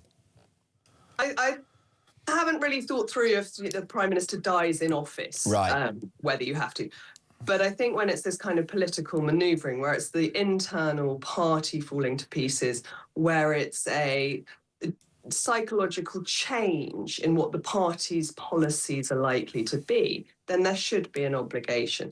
We have become, not I think on purpose, but a much more presidential style country, that people are voting, certainly if we take the example of Boris Johnson, people across the country voted for him as Prime Minister, not John Smith, the local Tory candidate. And we've got to reflect that the manifesto is reflected to the person, and that we should therefore have a general election when it changes. Annunziata, your remarks are sparking a big response, as they always do. Jay has messaged the show. Andy Burnham has always said he wants to be a Prime Minister. He's never said he wants to change this country for the better, bring the great back into Great Britain. He's just another selfish career politician that wants to have his pension fund topped up. Let's have a general election and have a government that can really change this country for the better. What about this from Mark? Hang on a minute. 3 months is a reasonable amount of time to find your bearings in such a position, and it's better to do that in a run-up than at the crease. Well, that's an interesting sort of opposing view there from Mark, who's suggesting, Annunziata, that actually fair play to Andy Burnham. Maybe it's the right thing to do, the mature thing to do, to have a few months to make a plan. Is there any defence that can be made of that position? I think there's one very big danger to that position, which is that we've got some very big international summits coming up shortly, not least one with the EU regarding the EU reset. And Keir Starmer has made his position clear. The new Prime Minister with no mandate at all. Keir Starmer's already going against his manifesto promises. Really, that should be the prerogative of whoever the next Prime Minister is. We can just bring you a developing story. A podium and sound equipment have arrived in Downing Street, not in front of that famous black door just yet, but things are clearly moving. And if you're a gambling person, you might say that Starmer, I'm looking now, it's 9:15, 14 minutes past 9, perhaps Starmer takes to the podium at 10 a.m, maybe 11. Christian thinks we should have a sweepstake, shouldn't we? Annunziata, going back to the devil's advocate position on Burnham, is there a risk that we are underestimating this man who is a good communicator, who is a canny politician, who ran a successful campaign in Makerfield? Is it just possible that he's pretending to be left-wing in order to get the top job, and then once he's Prime Minister, he can do the right thing for the country? Well, I don't think so, because he seems to have moved to a more centrist position throughout the by-election. And I think his true colours are further to the left. So you think it's the other way round? He's actually pretending to be a centrist and he'll be more of a socialist if he gets the job? Absolutely. I mean, if you look at his position on trans, if you look at his position on migrant benefits, if you look at his position on the bond markets, all of those have shifted to the right in order to win Makerfield, where he had to win over a very Eurosceptic constituency. But I think he is to the left of where he's currently showing himself. And actually, we should be concerned, shouldn't we, Annunziata, because some of his biggest cheerleaders are, for example, Clive Lewis, who is on the hard left of the party, John McDonnell, Annunziata, who was Jeremy Corbyn's shadow chancellor, and Rachel Maskell MP, who was on the record this weekend as saying that capitalism is not progressive. Well, I mean, given the state of progressivism, I think I'm as retrograde as you get, that actually we want things to work. We want a society that is cohesive. We want an economy that functions. Annunziata, let that sink in, that you've got a cheerleader for our next Prime Minister who repudiates capitalism. Yeah, no, I know. It is deeply terrifying. And there is no mandate for this unless they go to the British public. And there's quite a good argument from the left for why they should do that. The Reform and the Tories are not ready for an election. There's no agreement between those two about how they would fight it, and they would split the vote. That this would be one of the best moments for Labour to win an election. I don't rate their chances as high, but I rate them as a lot higher than after 6 months, 2 years of a hard left Prime Minister. Do you have, on a human level, Annunziata, any sympathy for the Prime Minister as he prepares his resignation speech to the nation? I mean, I think inevitably that for anyone to fail so catastrophically is a sadness, and it will have upset him. It will have upset his family to see their husband, father fail. But he has failed, and he's failed our whole country, and he has got to go. It's interesting, isn't it? Because the team have drawn up the possibilities of what could play out today, what the Prime Minister could announce. It could be, I'm resigning. Number 2 option, there needs to be a leadership election, and I will stay on until then. Number 3, there's going to be a general election now. Number 4, it's my duty to stay, and I will fight any efforts to unseat me. Which of those scenarios do you think is the most likely, Annunziata? I think he will set a timetable, and I think everyone will chicken out of standing against him and let there be a coronation of Andy Burnham, because at the end of the day, this is all about the Labour Party. It's all about backbenchers keeping their seats and not about the best interests or democratic answerability of our country. Annunziata, we always love having you on the show. Thank you so much for making the time. We know how busy you are. Annunziata Rees-Mogg is the head of comms at Popular Conservatism. What do you think about Andy Burnham? Would he be an improvement on Keir Starmer? Is he the answer for Britain?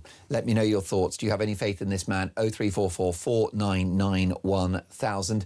Don't go away for too long. Get the kettle on, that's fine. Send an email, but come back in 2 minutes because we have our cameras and our microphones glued to Downing Street and we could get movement any moment. Keep it talk.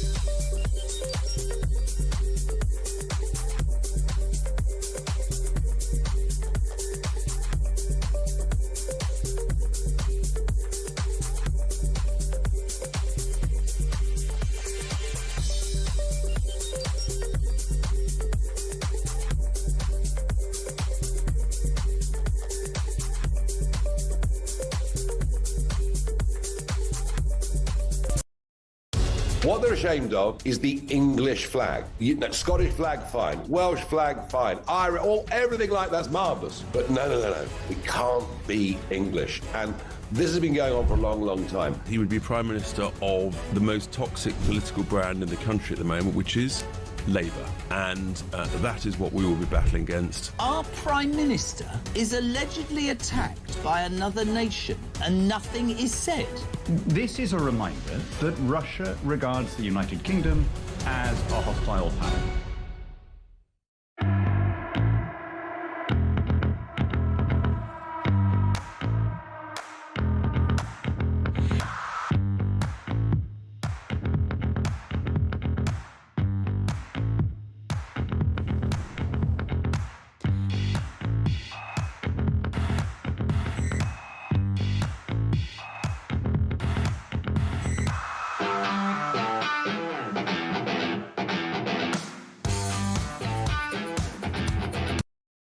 Across the UK, on DAB+, on YouTube, on your mobile, and on your side. This is Talk. You are listening to Talk. Breakfast and political history is playing out before our very eyes and ears. We have reached the political endgame with the Prime Minister expected to address the nation in a few minutes' time. And we've got a development on that because if you take a look at our YouTube feed, head to YouTube, search Talk and Up We Pop, you will see that the podium is in place with the microphone. So we're going to hear from the Prime Minister. I would suggest within the hour, potentially 10 a.m, maybe 9:30. But what I would advise you to do is to stay tuned because we are expecting the Prime Minister of the United Kingdom to resign. Let's get further reaction from a very good friend of the show, Talk's international editor, Isabel Oakeshott. Good morning, Isabel. Good morning. I'm embarrassed for our country. What a mess.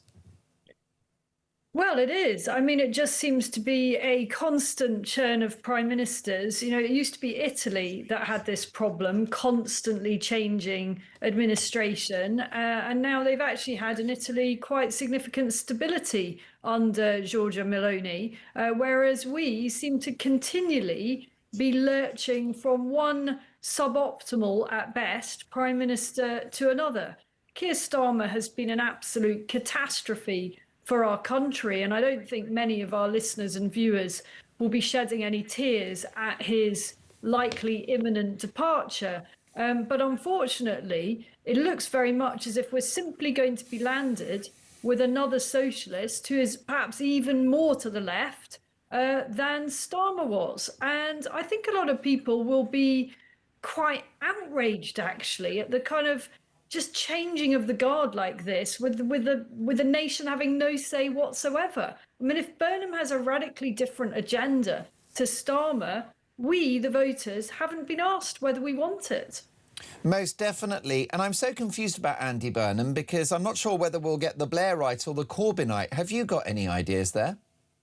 Well, I don't, I'm afraid. I mean, I think we'll probably get the Corbynite because that's the way that the party has moved. That's the way the parliamentary party has moved. And we know what happens. We know what happened to Keir Starmer when he tried to be even the teensiest bit Blairite and tried to introduce some cuts to welfare spending. The parliamentary party went nuts, didn't they? And he wasn't able to get it through. There is no reason whatsoever to imagine that that has changed for the better. So the likelihood is we're going to get a even bigger state version of a Labour leader than we've had already, which is pretty terrifying. And, you know, I'm just not buying into Burnham as Prime Minister. He's a nice guy. I expect more from the leader of our country than to be a nice guy. He's very sincere. I expect more from a leader of our country than to be very sincere. He's a great communicator. Yeah. I expect more than that from a prime minister. I think it shows how low our standards have fallen that anyone should think that Andy Burnham is a source of excitement or refreshment or revitalization of our country. He's a nice guy. People, that's it. It doesn't go much beyond that. This is a career politician. He's basically never had a job out of politics. I think he's very briefly, maybe, in his 20s. But he's a lifer. He's a Labour lifer. And he is not going to address the fundamental problems our country is facing in the way that many of our, probably most of our viewers and listeners would want. This is an extraordinary country, arguably the greatest nation in history. We deserve, Isabel, so much better. And this is what's so bewildering. I mean, we're not short of people, are we? You know, we've got 65 million people, you know, not all of them are quite old enough to become Prime Minister, but it's not like we've got a small pool of talent in our country that could be leaders, that could actually try to haul our country into a better place. But the reality is that many, many talented people, just successful people from the world of business, from the world of science and innovation, from anything other than politics, don't want to go into politics because it's so brutal, it's horrible. And the money is pretty terrible, and everything you do and say is endlessly raked over, and that is getting worse. You know, we see that in the endless merry-go-round churn of prime ministers. It's becoming a harder job, I think. I think you're absolutely right. And as I said earlier, Isabel, only half the story is the politicians. There is the bureaucratic blob that, even in the case of this Labour government, are thwarting the government's agenda. We had Amir Katocha on the show earlier, and he said the whole thing needs an overhaul, and we probably need political appointments at the top of the civil service. Now, if you're just joining us, it is 9:27. Stay with us if you can, Isabel. We now have the number 10 staff on the street next to the podium waiting for the Prime Minister to speak. We're expecting that iconic black door that has, of course, been frequented by Margaret Thatcher, Winston Churchill, and now Keir Starmer to fling open. And we're expecting the Prime Minister to resign. So if you're listening on the radio, let me tell you, let me paint a picture that we have the podium. It is out. And we have the staff, the team at number 10 who are on the streets, which means we will get the Prime Minister speaking in a matter of minutes, if not seconds.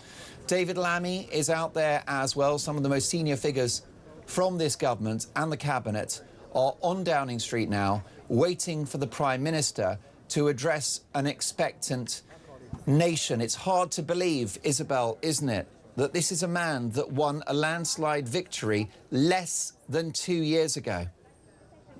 Well, I mean, I think for most of us, this 2 years has felt like a lifetime. It could not have been worse. You know, it's hard to imagine a more disastrous administration. It started going horribly wrong within a couple of weeks of his arrival in number 10. We can't blame him for what happened, the horrors of Southport, but we can blame him for his reaction to those appalling murders. That set the tone for his administration. That kind of categorization, that definition of ordinary people that took to the street to vent their frustration as far-right thugs, that summary imprisonment of young people who'd never done anything wrong before, set the tone for what was to follow.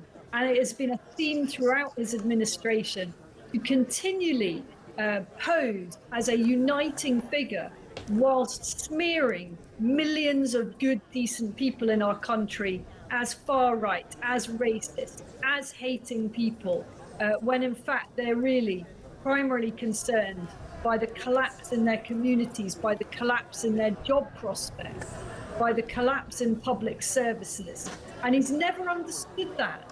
And his shortcomings as Prime Minister were on show from a very early stage. It's been a man who's simply been unable to connect with voters.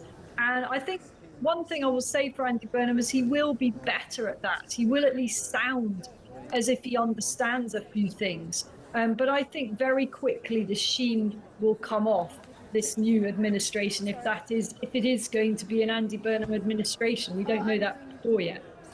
It is coming up to 9:30 in the morning, and political history is playing out before our eyes and before our ears. If you're listening on DAB+, in-app and online, we have the Prime Minister approaching the platform with his wife, Lady Starmer.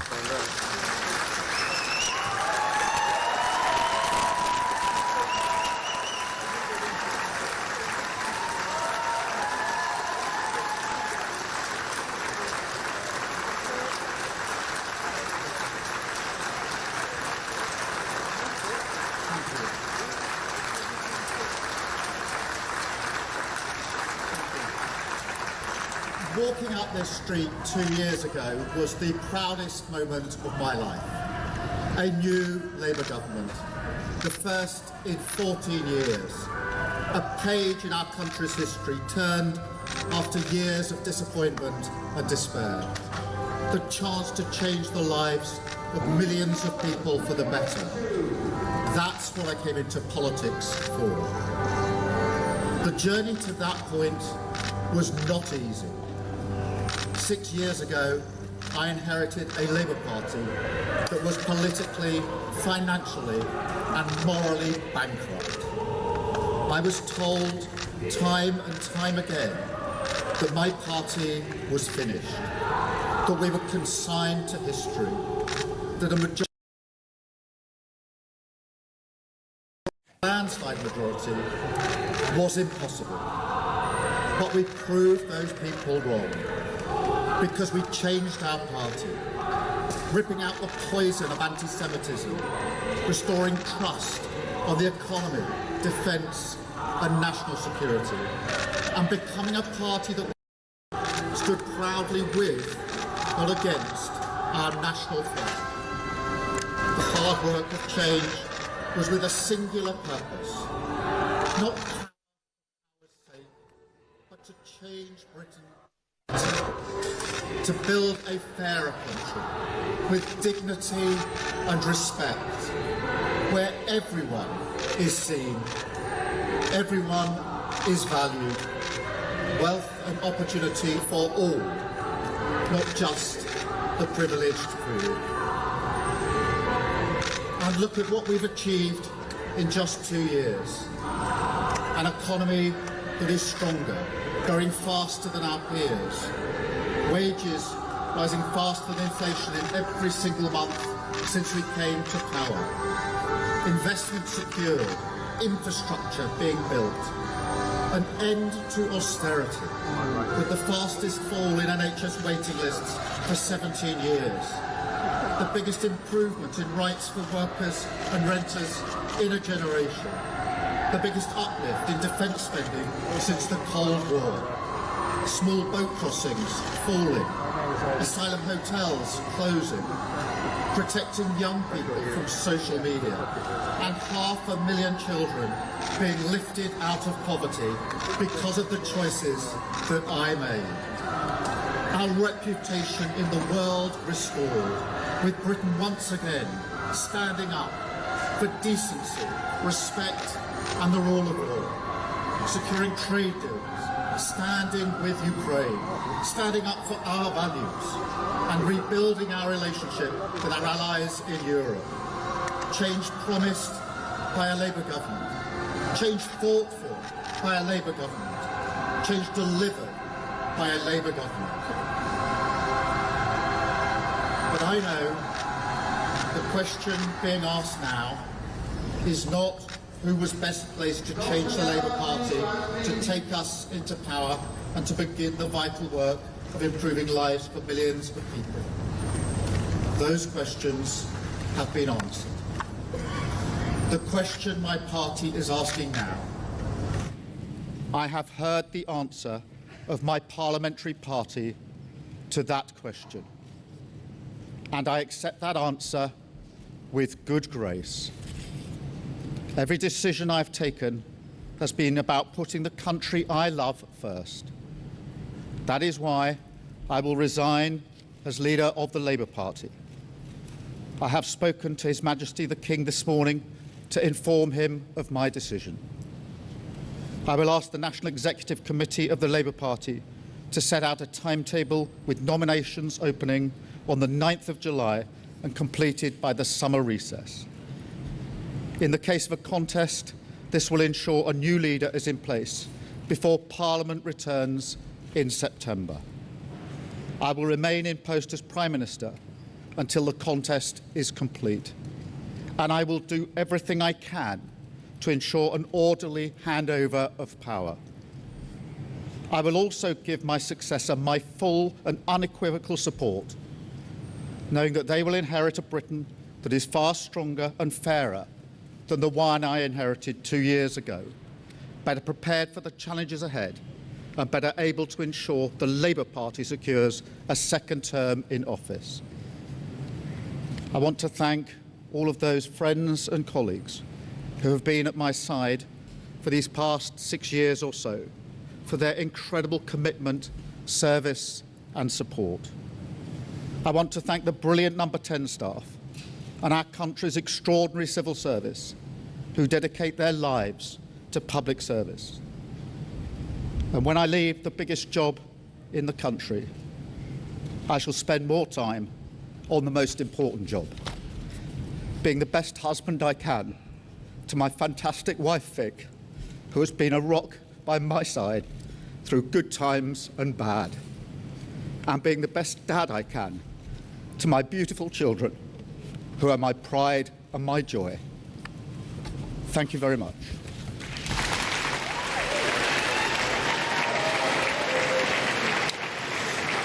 You are listening to and watching Talk, and the Prime Minister of the United Kingdom, Sir Keir Starmer, has resigned. He will not cling to office. He has spoken with rare emotion about his next big job, which is to be a great father. He's just embraced his wife, Lady Victoria Starmer.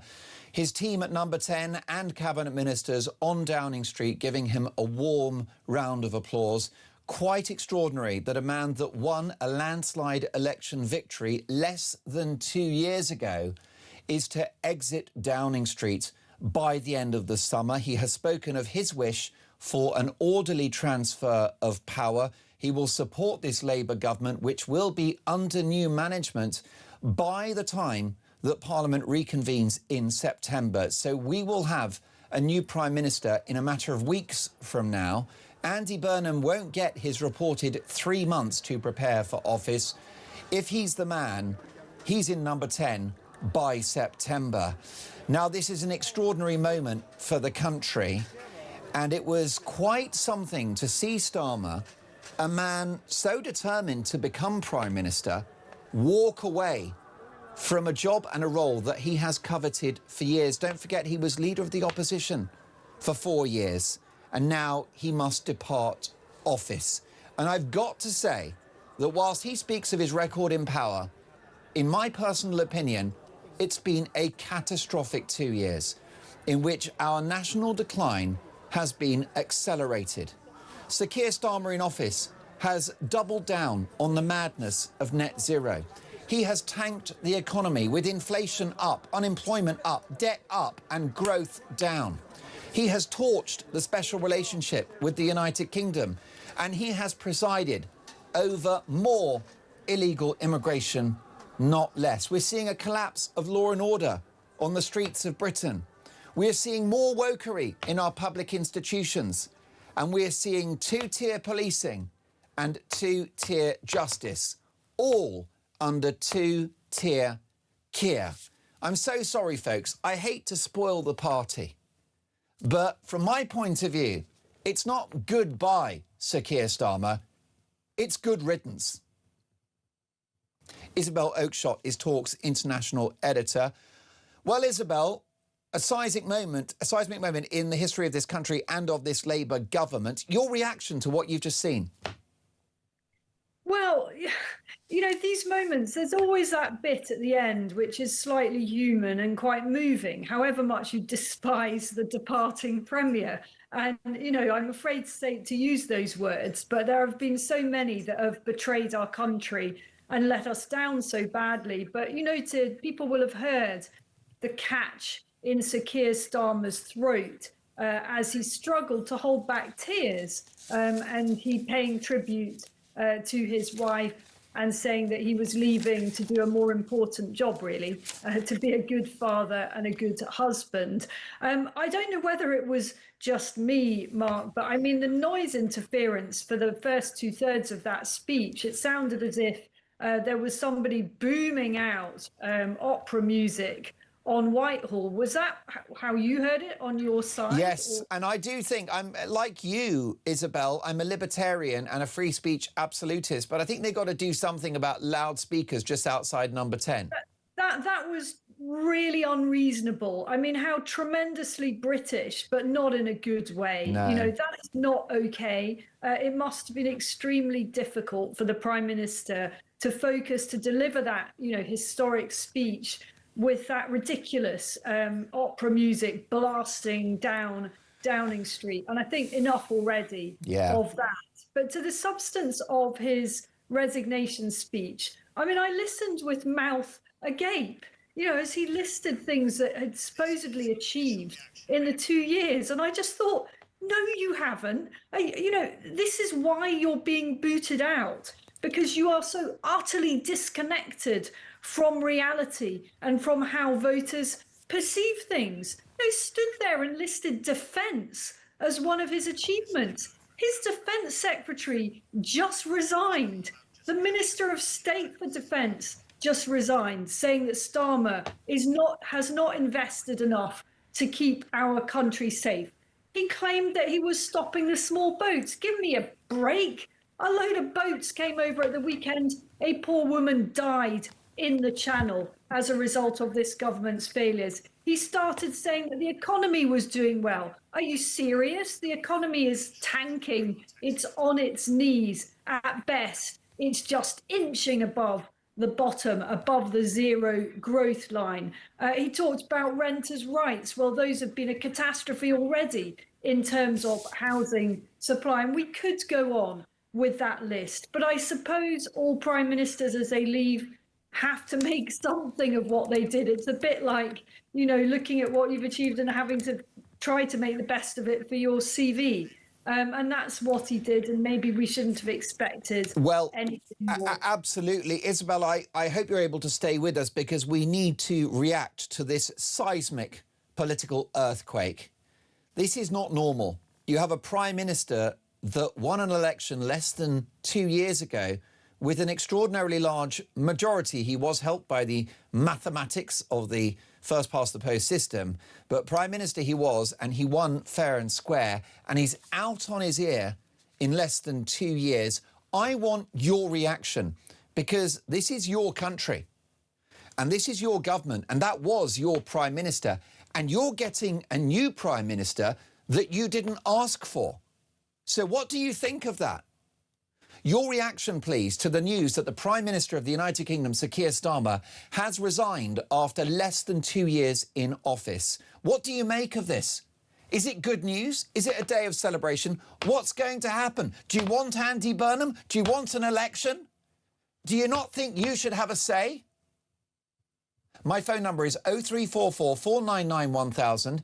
I'm going to put you straight on air alongside Isabel Oakeshott.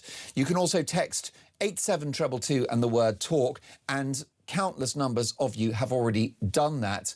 What about this from Michelle? Mark, good riddance to a bad PM. Best news I've heard in under 2 years. That's Michelle in Altrincham. I'm very happy, although I feel it will be short-lived. Debbie in Red Hill. Mark, what country was Keir talking about with all of this positive language about where we're at? I'm confused. So he's gone, says another texter, Mark. So who was worse, Starmer or Johnson? I still think Johnson edges it, says Mark. Paul, it's a bit late for emotion, Starmer. Still no spine. The British people deserve the right to choose who leads the country. Your reaction to the breaking news that Sir Keir Starmer has resigned as Prime Minister and a replacement will be in post by September in time for Parliament to reconvene. Isabel Oakeshott is our international editor. She's with us. And on the line is Paul in Berkshire, because at this stage, it's over to you folks. Your reaction to the resignation of Keir Starmer. Good morning, Paul. Good morning, Mark. I had to ring you because I've just sat there listening to the resignation speech of Keir Starmer with my head exploding. Not because of him. I'm no fan of Keir Starmer. But yet again, we have some cretin playing really loud music to the point where you can't hear what the guy's saying. And again, regardless of what you think of him, it's a historic speech. He's our Prime Minister. We, the electorate, are entitled to hear it. But yet again, this guy appears with some kind of, I don't know what it is, but he plays really loud music. This is not the first time this has happened. There's a guy who keeps turning up and standing at the end of Downing Street and playing really loud music. And it's about time the security people earned their corn and sorted him out. Brilliant stuff. Paul, thank you for your instant reaction to the news that the Prime Minister of the United Kingdom, Sir Keir Starmer, has resigned. Laura Jane is in Hampshire. Laura Jane, you're live on Talk in the company of our international editor, Isabel Oakeshott. Your reaction? My jaw was on the floor like Isabel. I cannot believe that he made a speech saying that he did all those things when it's the exact opposite. I admire and respect Isabel so much. I really think you're the most incredible person, bearing in mind what you did all the way through. But I would say, please, please get your soon-to-be husband on the case. We need some MPs to step up. I went to help volunteer for reform all the way from Hampshire to Makerfield, and I'm afraid I really was disappointed. Please, we need to get some MPs we really have an urgent situation now, Isabel. If you can use your influence at all, I'm begging you, we have to get the show back on the road for reform, because Andy Burnham is an absolutely terrifying prospect. Laura Jane, thank you so much for your call. We'll come to Isabel in just a moment. Of course, Laura Jane referring there to Isabel's partner, Richard Tice, who is the Deputy Leader of Reform UK. We'll come to Isabel in just a moment. Can't wait to hear her response to that. John has called the show. John, is this a day of celebration? The Prime Minister has just resigned. Yes. Simple. And yes. why is it a day of celebration? Yes. Why are you happy today? Because he was a tyrant. He wasn't a prime minister.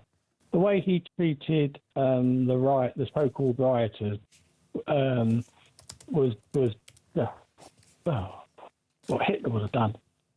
Well, of course, John, to be fair, that is very, very strong language, but you're entitled to your view. It's not language I would use, but no one gets cancelled on my watch. Just briefly, John, just a couple of seconds if you can. Do you think Burnham will be an improvement? No. And why not? Because he's a socialist. Well, that's a fascinating answer. Very succinct. John, thank you so much for calling us so quickly. Isabel, isn't that the problem? Hasn't John hit the bullseye there? It doesn't matter who's in charge. They're all attached to the wrong political ideology. Well, that's absolutely right. I mean, it's all variations of the same theme. Even if we do have a leadership contest and we somehow or other ended up with someone that isn't Andy Burnham, it's not going to bring the solutions that our country needs. And to the caller that was sort of quite desperately appealing for reform to, as she was sort of characterising it, get its act together. I mean, I can assure you that there's a great deal of thinking and policy discussion and focus in the knowledge that anything can happen in the next few months. We can't know that Andy Burnham won't call an election this autumn. We cannot know that.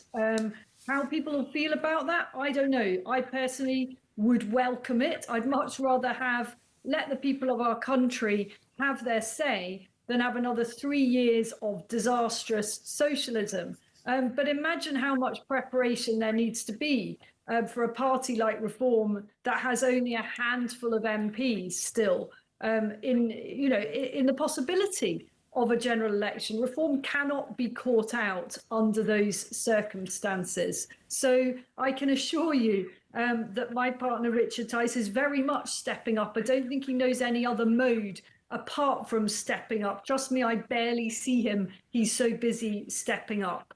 And as is the rest of Reform's leadership.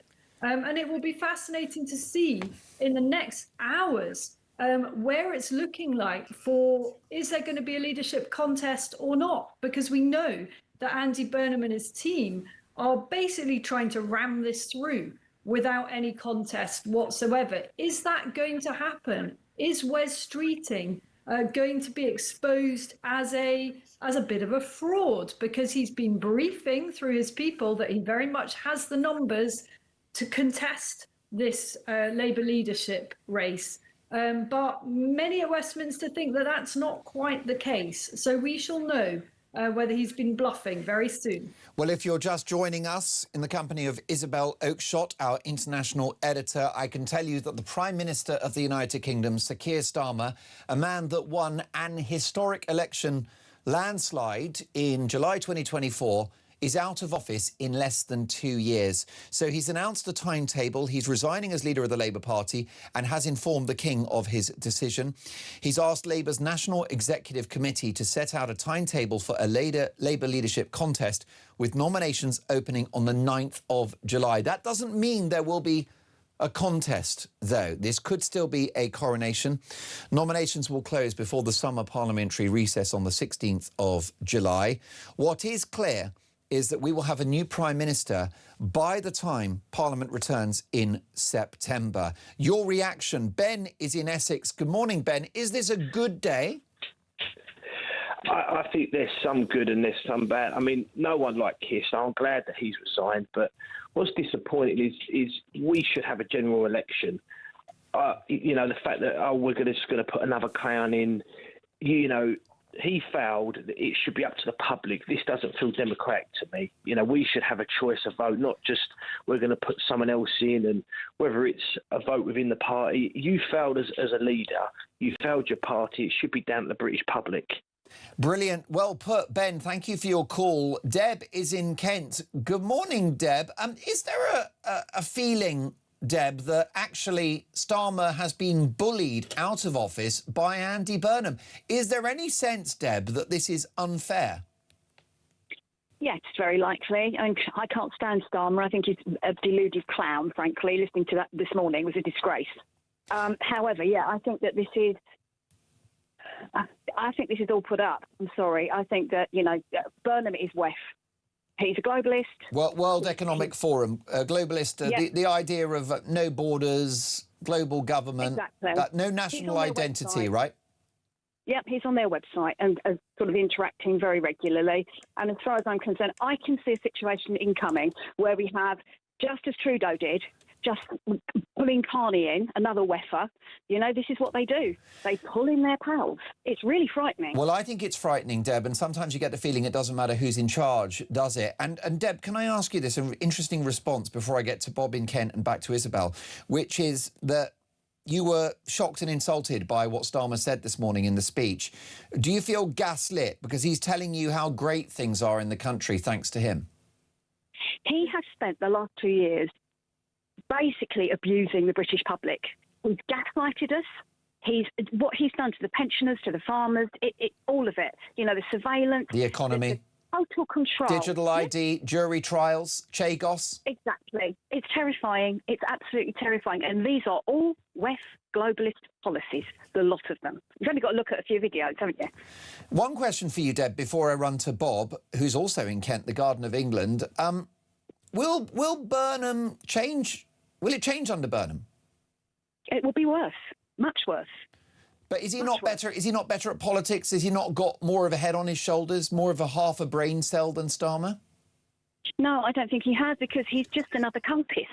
He's just a WEF acolyte. He doesn't care. He's into these 15-minute cities and goodness knows what else. I think we're really stuffed. I'm really concerned. And what the hell are Labour doing, allowing somebody like this? Do they not know that this man's a globalist, or are they all just bought out? I can't work it out. Deb, I really appreciate your call. And for those still getting their head around what the idea of globalist is and World Economic Forum, you know, it's a concern that you have this sort of elite who are making judgments on behalf of nations and citizens at a global level, whether it's borders, whether it's energy policy, whether it's economy. There's just this idea that these big institutions outside and out with the sovereignty of the nation are getting all the power. And I don't think it's an unfounded fear, Deb. Let's keep that conversation going. Isabel, the predominant theme there from our calls, the texts that are coming in, and from your first reaction is a feeling that the public are being gaslit and insulted by a Prime Minister that's trying to say that things are rosy in the garden after 2 years of Labour. I mean, it was just ridiculous, wasn't it? I mean, everything that he listed, I kept thinking, yeah, are you serious? Are you really saying that? But look, in a sense, it's gone now. He's gone. He may still be in office for another couple of months, as he said he's going to, until the next person that takes over. But all focus now will not be on Keir Starmer's record. It's what's the next guy going to do. And anyone that has lately visited the centre of Manchester will have a pretty good idea of Andy Burnham's success rate. You know, he has been the mayor of Manchester. He put, for example, ending rough sleeping at the heart of his agenda. That was his number one thing he was going to do. And I remember interviewing him about that several years ago, and he's really passionate about it. What has happened to rough sleeping under Andy Burnham in Manchester? It has doubled. You know, the centre of Manchester, a magnificent city. I love Manchester, but bits of it are downright dangerous. You know, so-called Piccadilly in the Piccadilly area is a no-go zone for women at night. And frankly, not many men in their right minds would be wandering around there either. So I don't have high hopes. I don't even have medium hopes. I'm really concerned about what this means for the next 3 years of our country, potentially. Well, I think it is a real worry. You are listening to Talk. Isabel, thank you so much for joining us, for your reaction to the seismic political news that Sir Keir Starmer has resigned as Prime Minister of the United Kingdom. You will have a new Prime Minister in September. If you just tuned in, here is Sir Keir Starmer addressing the nation just a few minutes ago. Every decision I've taken has been about putting the country I love first. That is why I will resign as leader of the Labour Party. I have spoken to His Majesty the King this morning to inform him of my decision. I will ask the National Executive Committee of the Labour Party to set out a timetable with nominations opening on the 9th of July and completed by the summer recess. In the case of a contest, this will ensure a new leader is in place before Parliament returns in September.